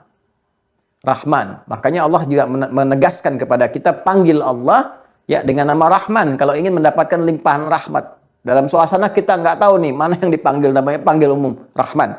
Ya Rabb, ya Rahman. Ya kan mau kita satukan. Boleh. Ya itu ada di Quran surah ke-17 Al-Isra. Ayat 110. Quran surah 17 Al-Isra ayat 110. 110. Qulid Allah, ya, sebut, panggil, bersimpuh, panggil nama Allah, awid ar-Rahman. Ya kan? Atau panggil ar-Rahman. Yang rahmatnya meliputi segala hal. Jadi kalau kita berharap mohon rahmat Allah, kita bisa mohon Allahumma ya Rahman, ya Rahman, ya Rahman. Ya kan? Ya, termasuk kita menginginkan percepatan dalam menghafal Quran, boleh. Boleh, karena Allah tuh maha mengajarkan, memberikan pengajaran. Dan kalimat pengajaran pada nilai Al-Quran, ya pada percepatan hafalan Quran itu dilekatkan dengan kata Rahman. Coba lihat di Quran surah 55. Ar-Rahman. Ya, Ar-Rahman. Lanjutannya, 'Allamal Quran. Gitu. Sifat Rahman Allah inilah yang mempercepat Nabi Muhammad SAW mendapatkan rahmat Allah, cepat menerima pengajaran Al-Quran, tanamkan dalam jiwanya. Itu yang dimaksud di Quran surah 75 Al-Qiyamah ayat 16 sampai dengan 18. La tuharrik bihi lisanaka lita'jala bih. Inna 'alaina jam'ahu wa Qur'ana. Fa idza qara'nahu fattabi' Qur'ana. Jangan terlalu cepat engkau menggerakkan lisanmu, lidahmu untuk mendapatkan hafalan itu. Ini fitrah. Orang menghafal Quran kadang-kadang pengen cepat-cepat. Ya. Terus cepat dibacakan cepat. Alif lam mim dzalikal kitabul la raiba fihi lil muttaqin. Alif lam mim. Kan begitu kan? Ya kan? Tapi nanti ada orang-orang tertentu yang dibacakan sekali cepat tertanam dalam jiwanya. Ada, dapat rahmat Allah di situ. Dapat rahmatnya. Bagaimana mendapatkan rahmat itu? Ya titiannya ibadah tadi. Ibadah. Makanya Nabi kan orang paling taat, paling luar biasa. Taqarrub dia kepada Allah tinggi, rahmat datang. Jadi ketika kita panggil pun dengan ya Rahman, Allah maha tahu apa yang diinginkan ini. Oh ini percepatan pengetahuan yang dia minta. Oh ini rezeki yang dia minta. Oh dia taubat dan sebagainya. Jelas ya? Nah, atau kita panggil Rahim misalnya, lebih spesifik lagi. Kalau Rahman itu cakupannya luas, kalau Rahim lebih spesifik, lebih mendalam. Ya, karena itu rahmat Allah yang memberikan semua kenyamanan dalam kehidupan dunia, bahkan hukum umum pun yang mengalir dari rahmatnya di dunia, seperti rizki yang diperoleh dengan pekerjaan, itu kan rahmat Allah juga. Orang bekerja ikhtiar dikasih rahmat Allah berupa rizki, mencakup bahkan non-muslim sekalipun yang belum beriman, dapat dengan rahmannya Allah. Dan rahman itu rahmatnya diberikan supaya dia punya bekal cari hidayah. Itu cara memahami ya tuh. Keadilan Allah tuh ada di situ. Ya. Jadi begitu dapat anugerah, bekal dibawa pulang. Ketika pulang dapat rahmat Allah, diberikan kemudian rahmat itu dalam konteks kehidupan akhirat. Pemberian spesifik yang dalam. Ya, saat di akhirat diberikan itu disebut rahim namanya. Rahim. Makanya surga itu dari rahimnya Allah. Ya. Tapi kita ingin mendapatkan perhatian spesifik yang dalam ini saat di dunia, dalam konteks kehidupan dunia. Ya, saya ingin Allah memperhatikan saya lebih dalam, membimbing saya lebih dalam, lebih jauh, memberikan curahan rahmat lebih dalam. Kita panggil Allahumma ya Rahim. Ya, Atau kalau mau keduanya ya Rahman ya Rahim. Ya, dan pasti manusia itu pengen dua-duanya tuh kan. Selalu begitu. Saya kalau mengecek itu selalu nggak pernah pengen pilih salah satu, selalu pengen dua-duanya. Itu sifat dasar manusia itu. Ya, coba deh pilih ya, pilih nih. Kaya tapi gelisah atau miskin tapi tenang. Tuh. Nah, kaya dan tenang. Hampir nggak ada yang mengatakan miskin tapi tenang. Hampir nggak ada. Ya, hampir nggak ada gitu kan. Ada nggak pilihan yang lain Ustadz? Pasti yang ketiga, kaya dan tenang. Karena itulah Allah hadirkan. Ya sudah, dua-duanya nggak apa-apa, Rahman dan Rahim. Maka dari itu ketika Anda ingin dapatkan, Allah sudah keluarkan, turunkan. 114 kali setiap buka Al-Quran itu ada di dalamnya. Ya, kecuali Al-Bara'ah. Bismillahirrahmanirrahim. Ini kan? Bismillahirrahmanirrahim. Membuka setiap surah dalam Al-Quran, kecuali Al-Bara'ah. Tapi jumlahnya tetap 114. Karena di surat An-Naml pun disebutkan, innahu min Sulaimana wa innahu bismillahirrahmanirrahim. Ya kan? Dan apa rumusnya di hadis Nabi? Kullu amrin dzibalin la yubda'u fihi bi bismillahirrahmanirrahim fahuwa abtar au aqta'. Tuh, kalau pengen dapat Rahman dan Rahimnya Allah, minum dapat Rahman Rahimnya Allah. Kalau sudah Rahman dan Rahim, minumannya bermanfaat. Rahman memberikan tenaga, beraktivitas enak. Minum sedikit tapi Masya Allah kuat. Bicara kuat, aktivitas kuat. Makan dikit, Bismillahirrahmanirrahim, kuat. Jadi energi positif, bagus. Dibawa ke ibadah kuat. Ya, dibawa sa'i kuat. Kan ada orang jualan lari macam-macam, tapi begitu tawaf apa capek, begitu sa'i capek, gitu kan? Gitu kan? Nah, dia dapat Rahman, bagus, beraktivitas, ekspresi yang positif dalam konteks kehidupan dunia. Rahimnya menjadikan, rahim Allah menjadikan ke aktivitas kita mendekat, lebih baik, lebih mulia, lebih kuat dan sebagainya. Nah, Bismillahirrahmanirrahim. Kata Nabi SAW, kalau ingin kamu dapatkan keberkahan, dituliskan pahala. Pahala urusan akhirat, rahmat Allah dengan sifat rahimnya diberikan. Dengan rahman Allah menjadikan ini sebagai kekuatan, keberkahan. Jadi ketika kita katakan Bismillah, dengan namamu ya Allah, aku mengerjakan, aku minum ini dengan namamu, aku tujukan ya Allah untuk ibadah kepadamu. Ya, membangun kedekatan denganmu, supaya dapat perhatian darimu. Ya, ketika kita katakan demikian, kata Allah, baik Rahman. Aku berikan rahmatku dalam minuman itu. Aku berikan kekuatan, supaya engkau beraktivitas dengan baik, terjaga. Ya kan? Aku berikan rahmatku Rahim, dituliskan pahala. Begitu kita mengatakan Bismillahirrahmanirrahim, minum 10 kebaikan. Punya bekal akhirat, punya kebaikan dunia. Tutup setelah selesai, Alhamdulillah Rabbil Alamin. Terima kasih ya Allah atas semua pemberian itu, kebaikan itu. Itu Anda ucapkan demikian. Ini sudah tersambung ya, terhubung para ulama kita mengatakan tersambung riwayatnya gitu kan. Itu nggak ada celah bagi setan sedikit pun untuk mendapati bagian dari itu. Jadi nggak bisa, itu jadi kekuatan tameng kita. Provokasi setan nggak ada kalau rahmat Allah mengalir lewat minuman itu. Nggak bisa dibawa tenaga itu ke aspek maksiat. Gak ada kesempatan digunakan untuk melihat yang haram, mendengar yang haram, mengerjakan yang haram, gak ada. Terjaga kita. Itu rahmat Allah turun di situ. Paham ya? Jadi ada Rabb, ada Rahman, ada Rahim. Nah, kalau kita ingin spesifik sesuai dengan keadaan-keadaan kita, ya kita ingin panggil nama Allah yang melahirkan cinta nih. Ya, melahirkan rahmat di situ. Selain yang 3 ini, yang masih umum kita panggilkan, yang lain juga panggil, saya pengen spesifik sesuai dengan kebutuhan saya. Boleh Anda sertakan nanti Allahumma ya Rabb ya Rahman ya Rahim, sebutkan nama lain lagi gitu kan, yang sesuai dengan keadaan kita saat memanggilnya. Apa itu?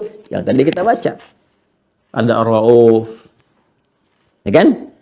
Ada Al-Wadud, ada Al-Latif, ada Al-Halim, ada Al-Afu, ada Al-Syakur, Al-Mu'min, Al-Bar, Rafi'ud Darajat, Ar-Razzaq, Al-Wahhab, kemudian Al-Wasi'.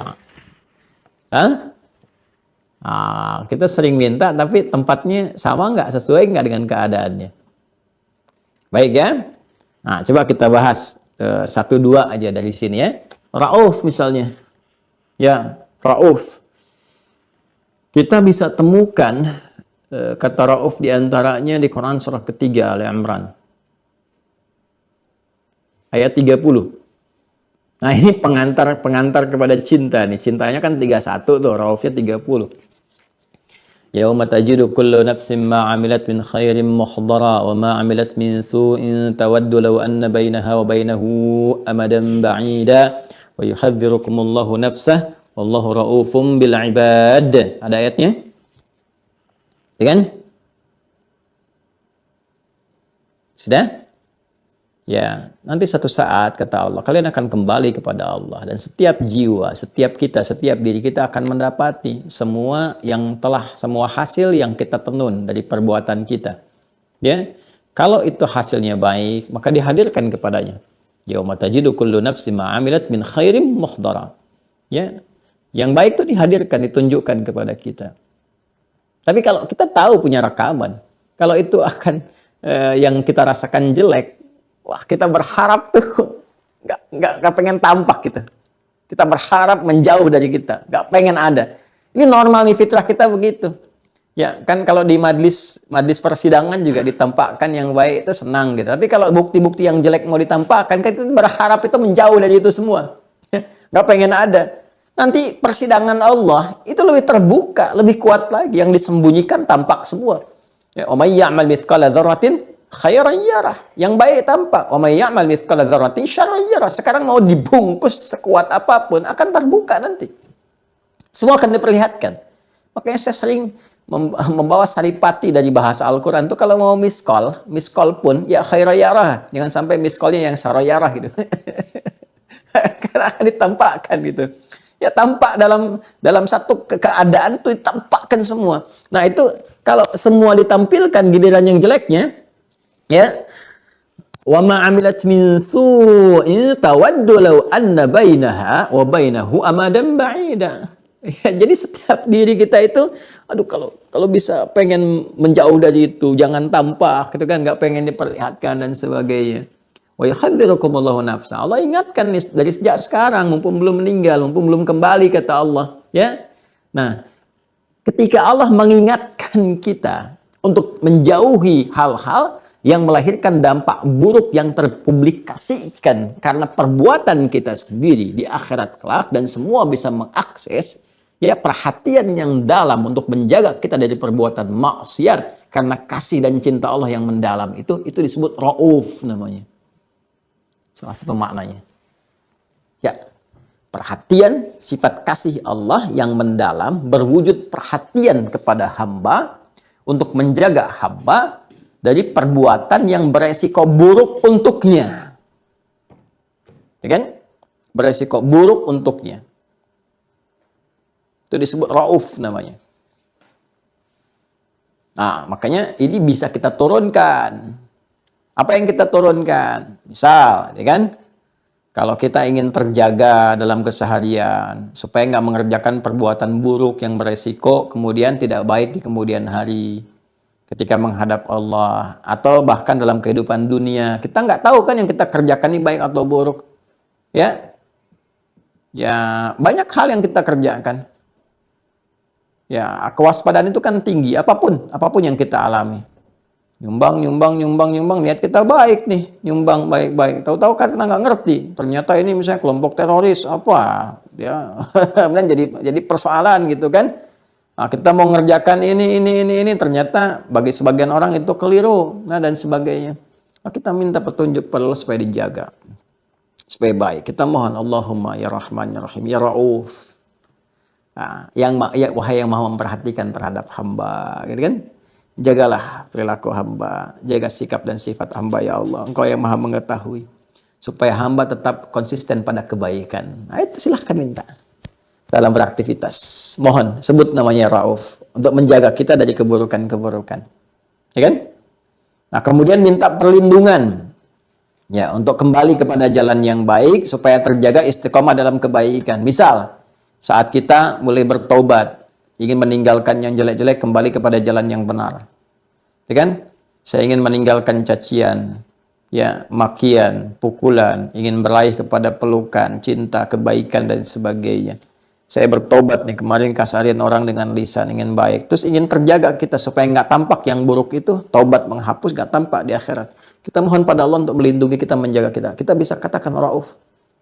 Allahumma ya Raufan bil ibad. Ya Allah, yang maha penyayang, yang maha cinta kepada hambanya, yang dengan cinta itu memberikan perhatian tanpa batas. Maka hamba memiliki karakter yang terbatas, ya Allah. Dengan keterbatasan ini hamba berbuat salah. Hamba mengakui banyak salahnya, banyak zalimnya. Mata hamba banyak maksiatnya, lisan hamba banyak salahnya, pendengaran hamba banyak kelirunya. Hamba mengakui, ya Allah. namun cintamu terhadap hamba dan perhatianmu ya Allah tanpa batas dan dalam kepada hambamu. Maka hamba mohon dengan sifat raufmu, dengan rahmanmu, dengan rahimmu. Ampun dosa hamba ya Allah. Jaga hamba supaya bersikap baik, hayatan thayyibah, dan wafat dalam keadaan husnul khatimah. Pakai namanya Rauf. Jelas ya? Ya, kalau ada namanya Abdur Rauf, nah itu mesti menjaga diri dari perbuatan-perbuatan yang maksiat yang beresiko. Jangan sampai Abdur Rauf korupsi, ya. Abdur Rauf bikin hoax, nggak begitu. Ya. Nah, Abdur Rauf itu hamba yang terjaga, yang selalu mengantisipasi kegiatan-kegiatan itu supaya semua menjauh dari hal-hal yang menjauhkan dirinya dari Allah. Jadi membangun kedekatan. Raufum bil ibad, kuat perhatiannya, dengan kuat itu menjaga. Ya. Jelas ya? Nah, jadi silahkan gunakan nama Rauf ini untuk memanggil Allah, memohon cintanya, rahmatnya, kasihnya yang terkait dengan perhatian dan pengawasan mendalam pada hal-hal yang beresiko dalam kehidupan. Maaf. Alhamdulillah. Yarhamukumullah. Baik. Allah yahdikumullah. Jadi satu kali dosen saya bersin. Kita katakan muridnya, ya rahmukallah ya Syekh. Ya, semoga Allah rahmati Anda. Anda rahmat karena kan kotoran keluar macam-macam. Ya, kan biasanya dijawab yahdikumullah kan. Nah, cuma dosen kita itu pintar, nggak mau kebagian langsung, dia pengen spesial juga untuk dirinya. Yahdini awalan tsumma antum. Yarhamukumullah kata kita, beliau katakan yahdini awalan tsumma antum. Kan kita mengatakan yahdikumullah, semoga Allah berikan hidayah kepada kalian semua. Tapi beliau menjawabnya, semoga Allah berikan hidayah untuk saya duluan, baru kalian semua. Kan? Karena beliau pengajar kan, yahdini awalan tsumma antum. Baik, jelas ya? Ada wadud. Wadud. Masya Allah. Apa itu wadud? Di surah Al-Buruj kan ada wadud. Ya. Di surat Hud juga, surah 11 ayat 90 ada wadud. Ya kan? Inna rabbi rahimu wadud. Ya kan? Wa huwal ghafurul wadud. Ada di surah Al-Buruj itu. Wa huwal ghafurul wadud, kan? Kemudian di surah Hud ayat 90 ketika kita diminta istighfar kemudian bertobat, tsumma tubu ilaihi inna rabbi ya rahimu wadud, kan? Baik. Wadud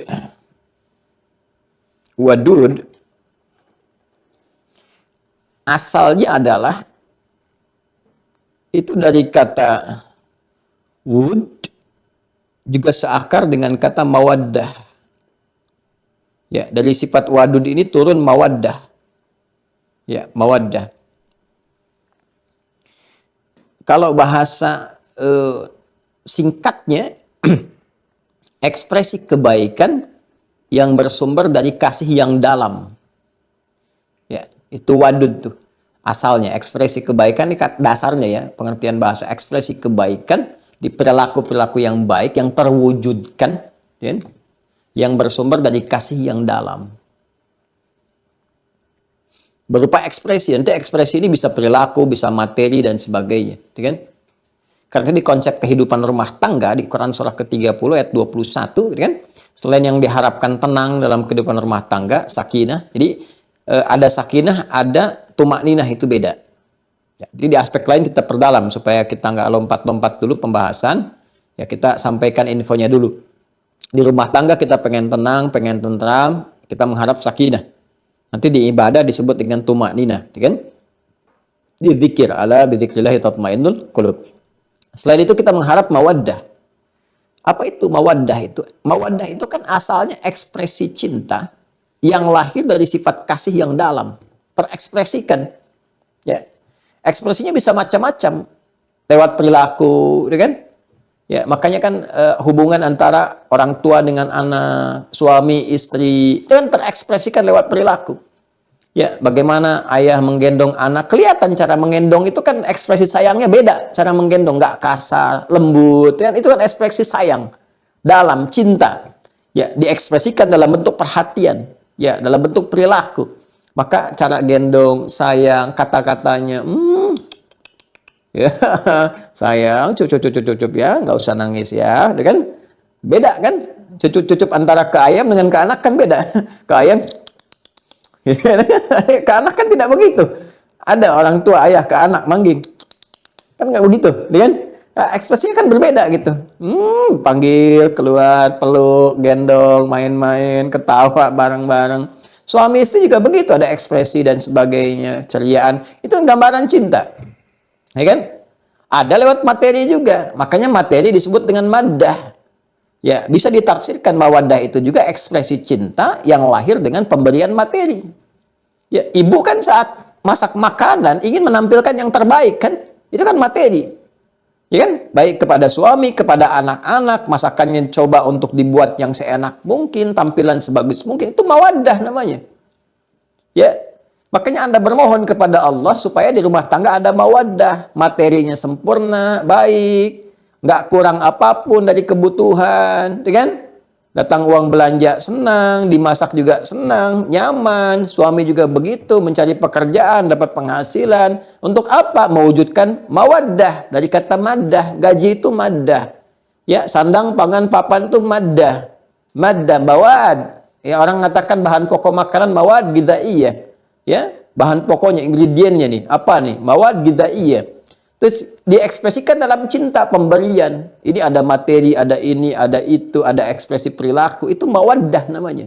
Maka ketenangan itu bisa diraih, juga simpulnya harus ada mawaddah. Kan tenang kan, ketika bisa makan, tenang. Nggak bisa makan, nggak makan, asal kumpul misalnya. Kan ya kalau lapar juga tetap aja cari makan.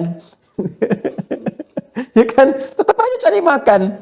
Ya, ya, makanya orang sekarang bilangnya tuh handsome nggak penting, yang penting handphone katanya kan. Ya, materi kan, itu maddah namanya. Ya, apa segala yang dihasilkan dari perilaku, dari materi itu disebut dengan mawaddah. Mawaddah. Nah, pemberian yang tinggi, yang tanpa batas untuk memberikan segala hal yang kita butuhkan, segala sikap-sikap terbaik yang mampu kita terima, itu sifatnya disebut dengan wadud namanya. Wadud. Wadud, ya.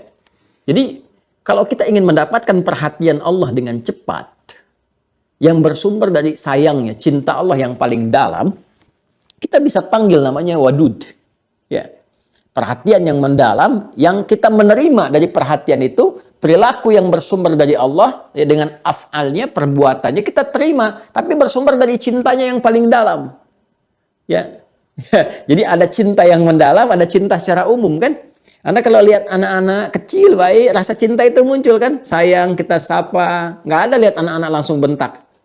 Ya, kecuali fitrahnya yang bermasalah gitu. Ya, fitrah manusia sepanjang fitrahnya masih normal baik, itu pasti muncul sayang tuh. Makanya di konvensi internasional dalam perang pun nggak boleh menyakiti anak-anak. Karena ada cinta umum di situ. Tapi cinta anak orang dengan cinta anak kita kan beda. Ya kan? Cinta anak orang dengan cinta anak kita akan beda. Ya kan? Ta'aruf terhadap orang lain dengan ta'aruf pada istri sendiri dan keluarga sendiri itu beda. Ya. Kan ada konsepsi mengatakan begini, tak kenal maka ta'aruf, bukan tak sayang. Kan tidak semua harus kenal itu sayang. Anda kenal dengan istri tetangga kan tidak harus sayang kepada dia, gitu kan? Ya, tak kenal maka ta'aruf. Kan kenali tetangga, kenali teman, kenali karyawan di kantor, itu ta'aruf namanya. Ya, tapi ta'aruf itu kan tanda untuk mewujudkan harmoni dalam kehidupan. Sifat sayang yang umum dalam konteks berinteraksi yang normal, yang wajar. Tapi kepada keluarga sendiri, kepada istri, kepada suami, kepada anak, itu ada sesuatu yang mendalam, yang beda.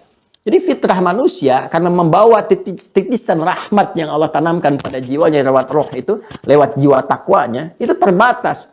Kalau tanpa batas itu wadud namanya.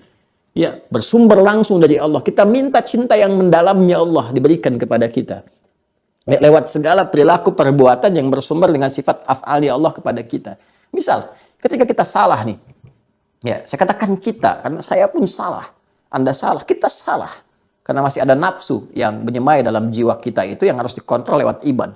Kita keliru nih, kita salah. Kita minta ampunan, tapi ampunan ini kita ingin mohonkan dari sumber cinta yang paling dalam dari Allah.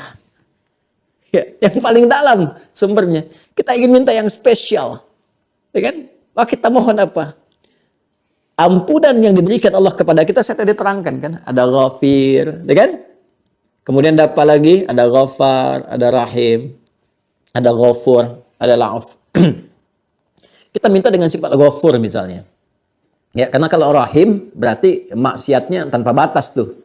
Ya, tanpa batas. Ya, israf kan itu. Kalau kita pakai Rahim kan minta rahmat. Rahmat itu bagi pelaku israf yang semua pekerjaan dosa rasa-rasanya dikerjain. Tapi kan kita melihat rasa-rasanya kita nggak begitu gitu. Ya, minum-minuman keras juga enggak, zina juga enggak. Cuman kita sadar kita itu salah pandang, ya, salah dengar. Tapi kita ingin mohon sifat terdalam, ampunan dari Allah. Maka kita ambil yang keempat, al-afwu, ghafir, ghafar, ghafur. Kita minta ghafurnya Allah. Ya, maka kita mohon ghafurnya, ampunan yang berikan Allah kepada kita karena zalimnya kita itu, perbuatan salah tempat, zalim itu salah tempat, tapi ingin bersumber dari sifat kasihnya yang dalam. Maka kita sertakan sifat wadud teriring dengan sifat ghafur. Maka kita katakan Allahumma ya ghafurul wadud. Ya Allah, aku menyadari aku hamba yang tidak sempurna. Aku salah, aku banyak dosa ya Allah. Namun aku pun mengetahui atas apa yang kau sampaikan kepadaku bahwa engkau yang paling sayang perhatiannya kepadaku. Engkau yang paling mendalam cintanya kepada hamba ya Allah. Maka aku mohon kepadamu, ya Ghafurul Wadud. Duhai yang memiliki cinta dan perhatian yang mendalam, aku mohon dengan kedalaman cintamu, engkau ampuni dosa-dosaku. Engkau sayangi aku. Kalau yang paling perhatian kepada aku, paling dalam ampunannya tidak mengampuniku, lantas kepada siapa lagi aku mesti bersimpuh dan mohon ampunan? Maka kita katakan ya Ghafurul Wadud. Maka Allah pun menjawab di surah Al-Buruj ayat 22 itu, wa huwal ghafurul wadud. Dzul arsyil majid, fa'alun lima yurid. Kan? Ya, ini Allah yang punya perhatian mendalam. Aku akan ampuni tanpa batas dari perhatianku yang paling dalam, dari cintaku yang paling dalam. Dia yang punya arsy yang paling agung, yang paling nyata. Ya. Dan dia akan berkehendak seperti apa yang dia inginkan. Duhai Allah yang berkehendak seperti apa yang kau inginkan. Aku mohon cintamu yang dalam untuk mengampuni dosaku. Ya Ghafurul Wadud. Ya. Saya itu kalau bermohon, mencoba menyempuh dengan segala kelembutan dan sifat kasih Allah yang dalam, kita suka minta dengan namanya. Duhai Allah, engkau yang telah menegaskan dalam firman-Mu, engkau Al-Ghafurul Wadud, yang maha pengampun tanpa batas, memberi cinta yang terdalam. Maka aku memohon dengan apa yang telah engkau tetapkan itu. Cintamu yang tanpa batas, ampunanmu yang luas. Ya, hamba merasa hamba banyak dosa, tapi hamba meyakini rahmatmu mencakup segala hal dan wadudmu bersumber dengan cinta yang dalam tanpa batas. Itu ketika kita sampaikan ada ketenangan dalam jiwa. Begitu tenang itu tanda pertama bahwa apa yang kita sampaikan itu ya menghadirkan sebuah rahmat tertentu yang memberikan kenyamanan pada jiwa. Itu tanda-tanda awal taubat kita ada sinyal diterima, tinggal dibuktikan lewat perbuatan kita setelah itu. Ya, nah, makanya konsepsi wadud sering dilekatkan dengan satu istighfar, kemudian taubat. Di surah Hud itu ayat 90, ya, itu kan kalimatnya istaghfiru, minta, kemudian istighfar kepada Allah Subhanahu wa taala, kemudian taubat, ya, tubu ilaih. Setelah itu apa? Inna Rabbi Rahimu Wadud. Ya, sungguh Rabbku itu, ya Rabb, munculkan sifat Rabbnya. Ya, Rahim, rahmatnya, Wadud. Dengan perhatian yang dalamnya. Jelas ya? Nah, jadi Wadud bisa digunakan oleh kita untuk memohon ampunan kepada Allah dengan perhatian yang sangat dalam, tapi bukan sekedar dapat ampunan. Orang kalau sudah dapat wadudnya dari Allah, ya sifat wadud dari Allah Subhanahu wa taala mengeluarkan rahmat kepada dirinya, itu bukan cuma dapat ampunan. Jadi beda dengan kita cuma minta ya Ghafur, itu kan? Yang dapat cuma ampunan Allah. Ya kan? Tapi kalau kita sertakan Ghafurul Wadud, dapat ampunannya, dapat cintanya, dapat mawaddah darinya. Apa yang dimaksud mawaddah? Nanti kita akan dimudahkan oleh Allah, ya, dengan tobat, tiba-tiba diganti nanti yang hilang-hilang tuh, yang haram-haram hilang, yang halal pada datang, kan? Ke masjid, orang tadinya kenalnya ini orang-orang jahat macam-macam, tiba-tiba ke masjid bersimpuh, tobat, sujud, kan? Bantu bersihin karpet, orang melihat, terus Allah tanamkan rasa cinta kepada setiap orang yang melihat itu dengan sifat wadudnya, dengan rahmatnya. Inna Rabbi Rahimu Wadud, kan?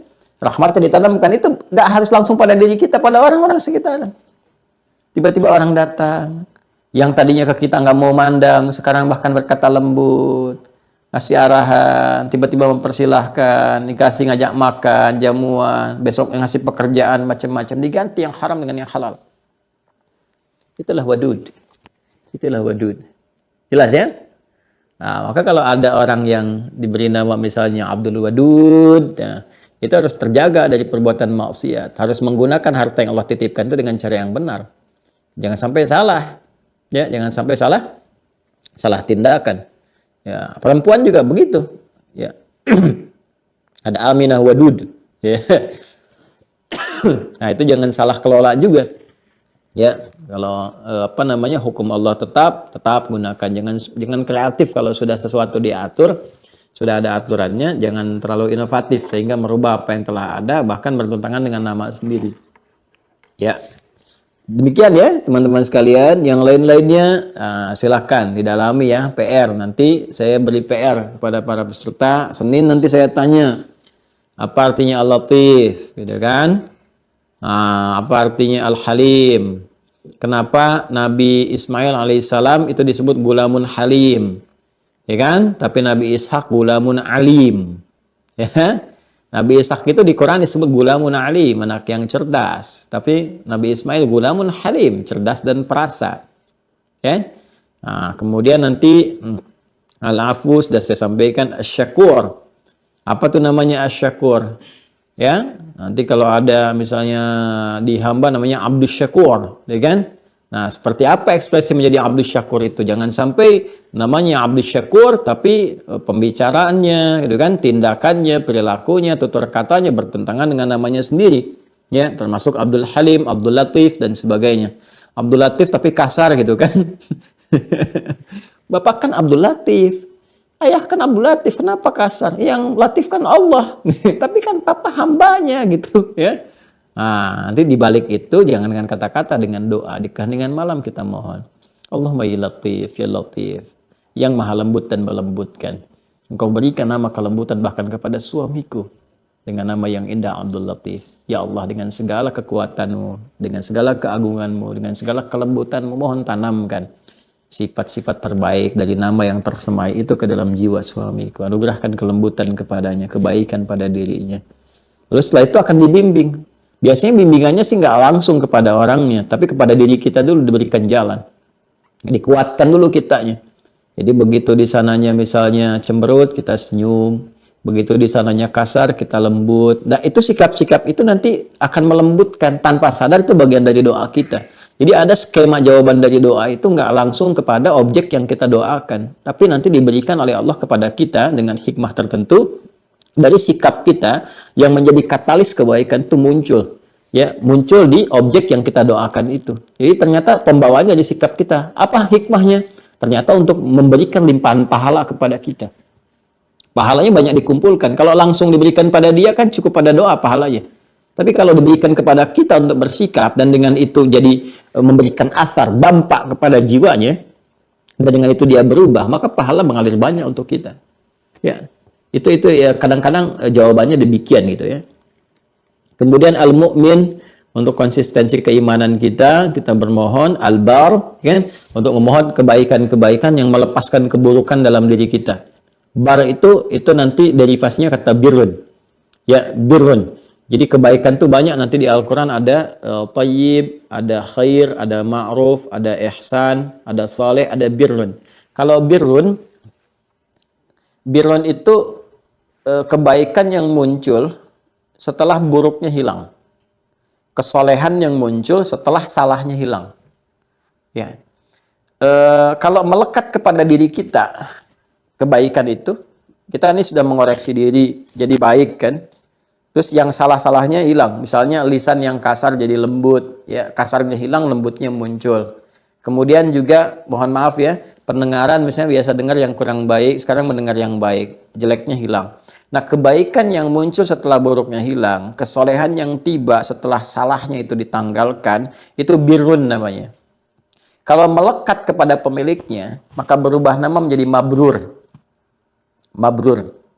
Ya, Bapak Ibu teman-teman kalau pulang haji, itu kan sering kita mendengar kalimat Nabi yang disematkan kepada haji itu. Haji apa namanya? Haji mabrur ya. Ya kan? Pernah dengar istilah itu ya, haji mabrur? Apa artinya haji mabrur? Bukan diterima. Kalau diterima, makbul namanya. Haji makbul, haji yang diterima. Mabrur itu lebih daripada diterima. Tanda diterimanya seseorang haji itu adalah membawa sifat birrun.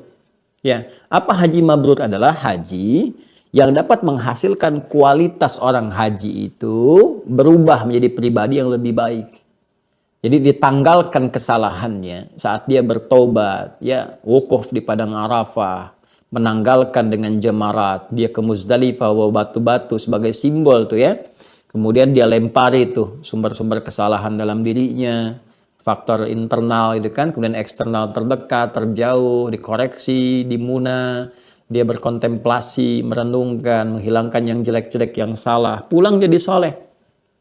Makanya ketika pulang, orang haji itu kalau berhasil kelihatan lebih lembut, lebih bercahaya, ya kan, auranya beda, perilakunya itu indah, baik, gitu kan. Dari situ terlihat. Nah, perubahan-perubahan itu menunjukkan ada sifat kebaikan tertanam dalam dirinya. Sifat kebaikan yang merubah kejelekan itu disebut birrun, tertanam disebut mabrur. Kalau dipertahankan sampai meninggal baik seperti itu, pahalanya surga. Al-hajjul mabrur laisa lahul jaza illal jannah. Kan? Nah, sifat Allah yang berkenan memberikan kebaikan pada seorang hamba sehingga merubah hamba itu tiba-tiba berubah ya 180 derajat. Kan pernah nggak Anda lihat ya orang yang tadinya kok kelihatan jahat jadi baiknya luar biasa. Ya, baiknya luar biasa gitu. Ya, pernah kan kita lihat ya seseorang itu dia kan kemarin tuh kelihatan pemabuk gini kan, kok sekarang jadi alim masjid. Ya, kemarin dia senangnya itu nonton bola, favoritnya Real Madrid. Sekarang berubah jadi Real Masjid. Wah, luar biasa tuh. Dari kebiasaannya, macam-macamnya. Jadi nata-nata sendal di masjid macam-macam itu kan.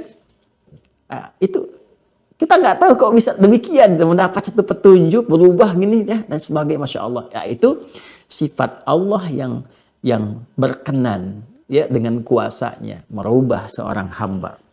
Membimbing, mentransformasikan dia jadi pribadi yang mulia, soleh dengan menghilangkan kesalahannya, itu namanya al-bar.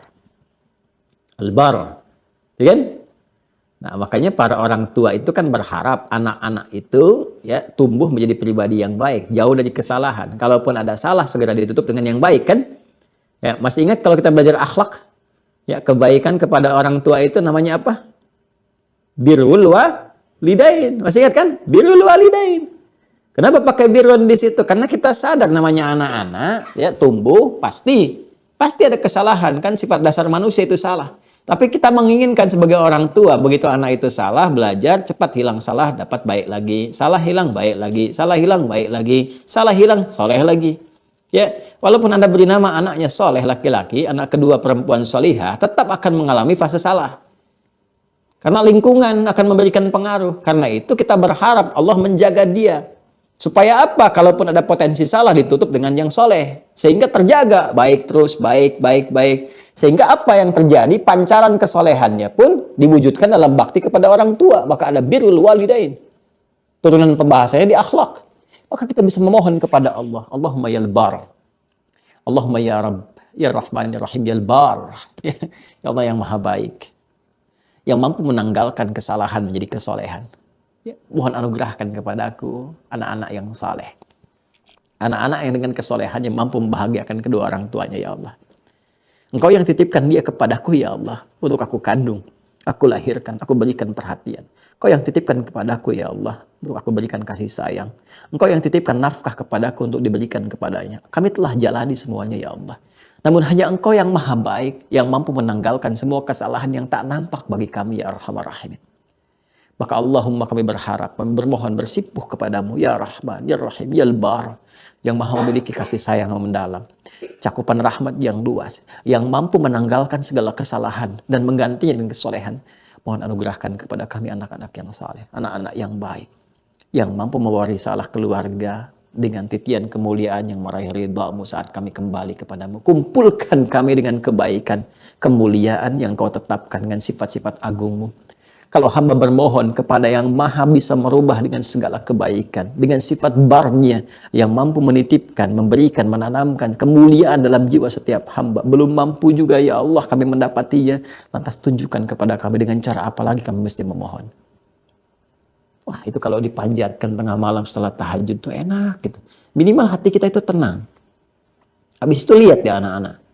Saya kalau datang itu jangan Anda duga saya pulang jam 8 9. Tidak, kadang-kadang kita pulang tengah malam jam 12, jam 1, jam 2 pulang, kadang tertidur di kantor. Menjelang subuh kita sempatkan pulang. Itu kalau saya pulang lihat keluarga sudah tidur semua, saya tetap satu-satu itu. Istri saya, anak saya, semua kita lihat. Pegang satu-satu palanya itu kan kita doakan sama Allah. Kita mohon ampun. Ya, pertama kita koreksi diri dulu ya Allah, itu kan. Aku berdakwah, mengajak gini kan, aku mohon ampun. Kalau dengan semua apa yang aku kerjakan belum mampu memberikan perhatian kepada keluarga. Saya lihat. Minta. Jadi itu apa ya? Ada melahirkan ketenangan tersendiri. Jadi ketika kita tidur tuh enak gitu. Pasrah, minta. Allah pasti ya Allah. Ya, engkau berikan kepadaku jalan untuk berdakwah dengan sedikit perhatian untuk keluarga. Tapi aku yakin dengan sifat baik engkau pasti akan mengganti semua ini. Kau berikan jalan-jalan kebaikan untuk keluarga aku. Lihat anak satu-satu. Itu kalau kita biasakan mau bangun tidur tuh ya, kita atau mau tidur kita lihat, terlambat datang kita lihat, terus kita minta, kita mohon, kita bersimpuh, itu pasti Allah ganti tuh. Ya pasti Allah berikan gitu, jalan-jalan kemuliaan kebaikan itu. Ya itulah diantara yang bisa kita harapkan, dan sampai sejauh ini alhamdulillah gitu teman-teman sekalian. Jadi setiap menatap itu yang kita lihat baiknya aja. Kita mengerti bahwa nggak ada yang sempurna. Ya, bahkan kalau ada kondisi-kondisi misalnya, ya taruhlah anak-anak berbuat salah dan sebagainya, tapi Allah masih tanamkan kepada diri kita itu untuk merespon dengan baik. Ya rasa-rasanya kok, aduh, mana nih mau marah sama anak, kita aja banyak salah kok. Masa anak saya belum dihisab, belum ada dosa yang dihitung oleh Allah, terus kita yang pendosa mau marah sama anak yang belum dihisab, rasanya malu gitu. Ya, rasanya malu. Nah ini kita bisa mohonkan. Kadang-kadang kita ada keinginan Allah kasih jalan itu kan. Nah, namun demikian kita nggak baca jalan itu. Ya kita nggak buka kuncinya. Jadi saya kira nama-nama ini kita bisa hadirkan, kita praktekkan dalam kehidupan, kita minta, tapi dengan segenap ketulusan jiwa kita. Ya kalau ingin Anda menggetarkan aras, maka Anda harus mampu menggetarkan hati dulu.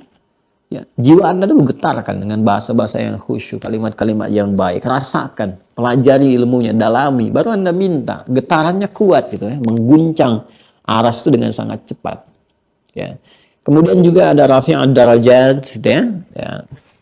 Nah, ini terkait dengan rasa cinta yang Allah titipkan dengan mengangkat derajat-derajat hamba. Ya, bisa kita pakai misalnya saat promosi jabatan diangkatnya di birokrasi, saya kan di diplomasi atau di jabatan tertentu atau dengan harta. Nah, ini minta doa ini sertakan setiap waktu nih dalam setelah sholat, berangkat kerja, supaya terjaga kedudukan Anda dipakai pada yang baik, jangan sampai menyeleweng, menyimpang. Ya, berbuat sesuatu yang menyimpang. Ya Rafi'an darajat, ya Allah yang maha mengangkat derajat setiap hamba, Engkau yang menitipkan amanah ini kepada hamba, kan? Nah, jadi kalau Anda mintakan dengan kalimat itu, Anda minta dinaikkan jabatan pun terjaga oleh Allah. Kan ada orang minta promosi dengan nyogok, kan? Lobby-lobby sana sini dengan cara yang tidak tepat. Anda lobby Allah aja. Nanti Allah gerakkan setiap hamba itu untuk memberikan jalan kepada Anda. Dengan cara yang baik, dengan cara yang benar. Gak usah keluar uang dengan cara yang haram. Gak usah nyogok-nyogok. Gak usah menjilat sana sini gitu kan. Nah, cukup Anda melobi Allah dengan kalimat yang benar, mohon, tahajud, minta. Kan tahajud itu memberikan kedudukan tertinggi yang terbaik. Maqaman mahmudah. Asa ayyab'atsaka rabbuka maqaman mahmudah. Itu kan di Quran surah 17 kan? Ayat 79 sampai 81 itu.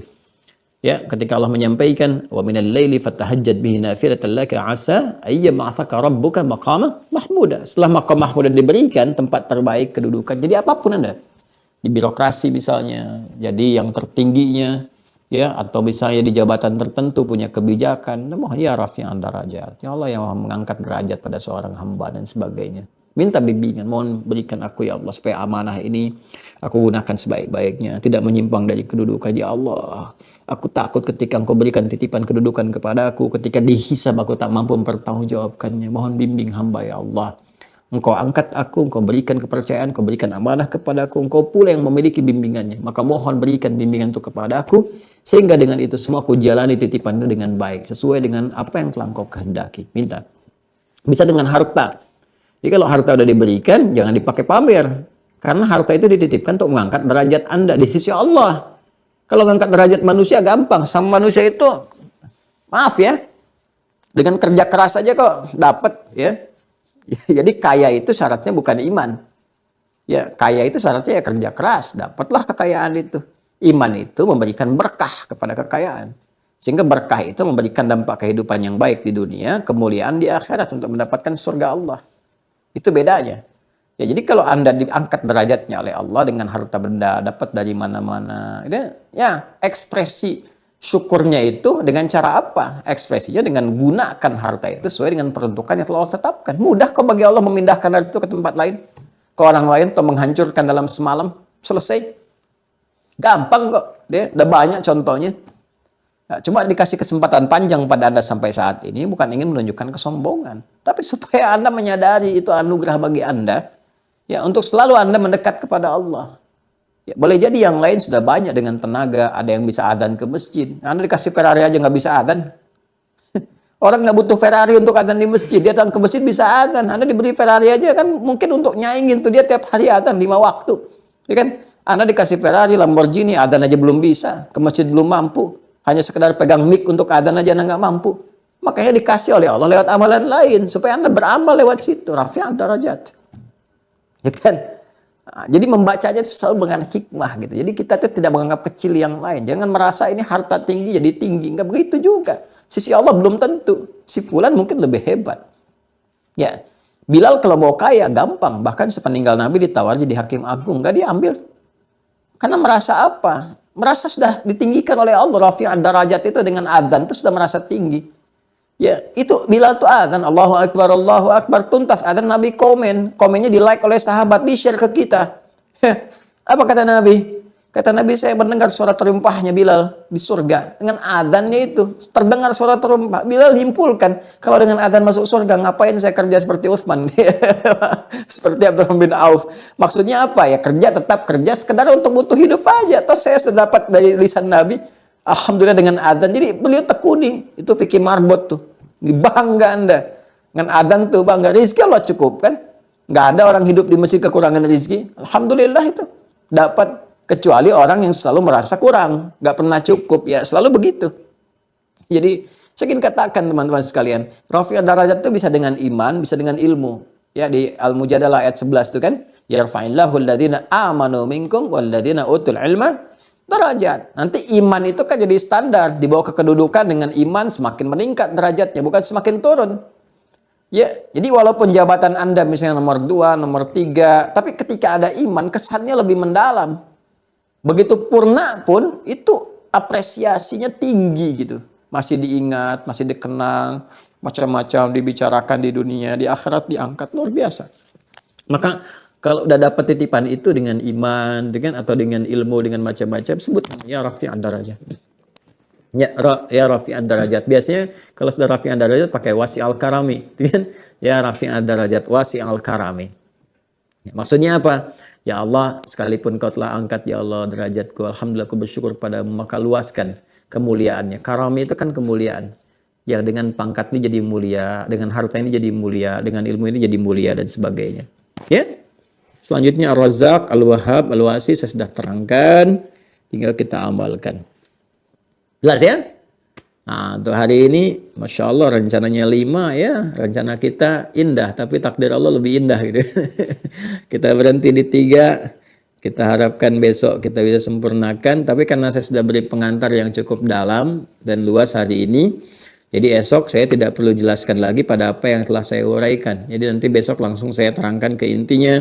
Asma'ul muta'alliqatun bi uzmatillah, nama yang terkait dengan keagungan Allah gitu kan. Kalau asma udah saya terangkan, muta'alliqah udah, dan keagungan Allah seperti apa, jalalnya bagaimana. Nanti ada berapa namanya. Setelah itu nanti terus sampai mudah-mudahan kita sempurnakan ke 8. Saya kira itu ya teman-teman sekalian. Demikian teman-teman sekalian, terima kasih atas perhatiannya hari ini. Mohon maaf kalau ada hal-hal yang kurang berkenan, mohon dikoreksi kalau ada nampak diketahui sesuatu yang salah, sehingga dengan itu bisa cepat diperbaiki dan kita tetap dalam keadaan bimbingan yang baik dan mudah-mudahan diridhai oleh Allah Subhanahu wa taala. Allahumma taqabbal minna innaka antas samiul alim wa tub alaina innaka antat tawwabur rahim. Allahumma rabbana atina fid dunya hasanah wa fil akhirati hasanah wa qina adzaban nar. Wa sallallahu ala sayyidina Muhammad wa ala alihi wa sahbihi ajma'in wa akhiru da'wana subhanakallahumma wa bihamdika asyhadu an la ilaha illa anta nastaghfiruka wa natubu ilaik. Alhamdulillahi rabbil alamin.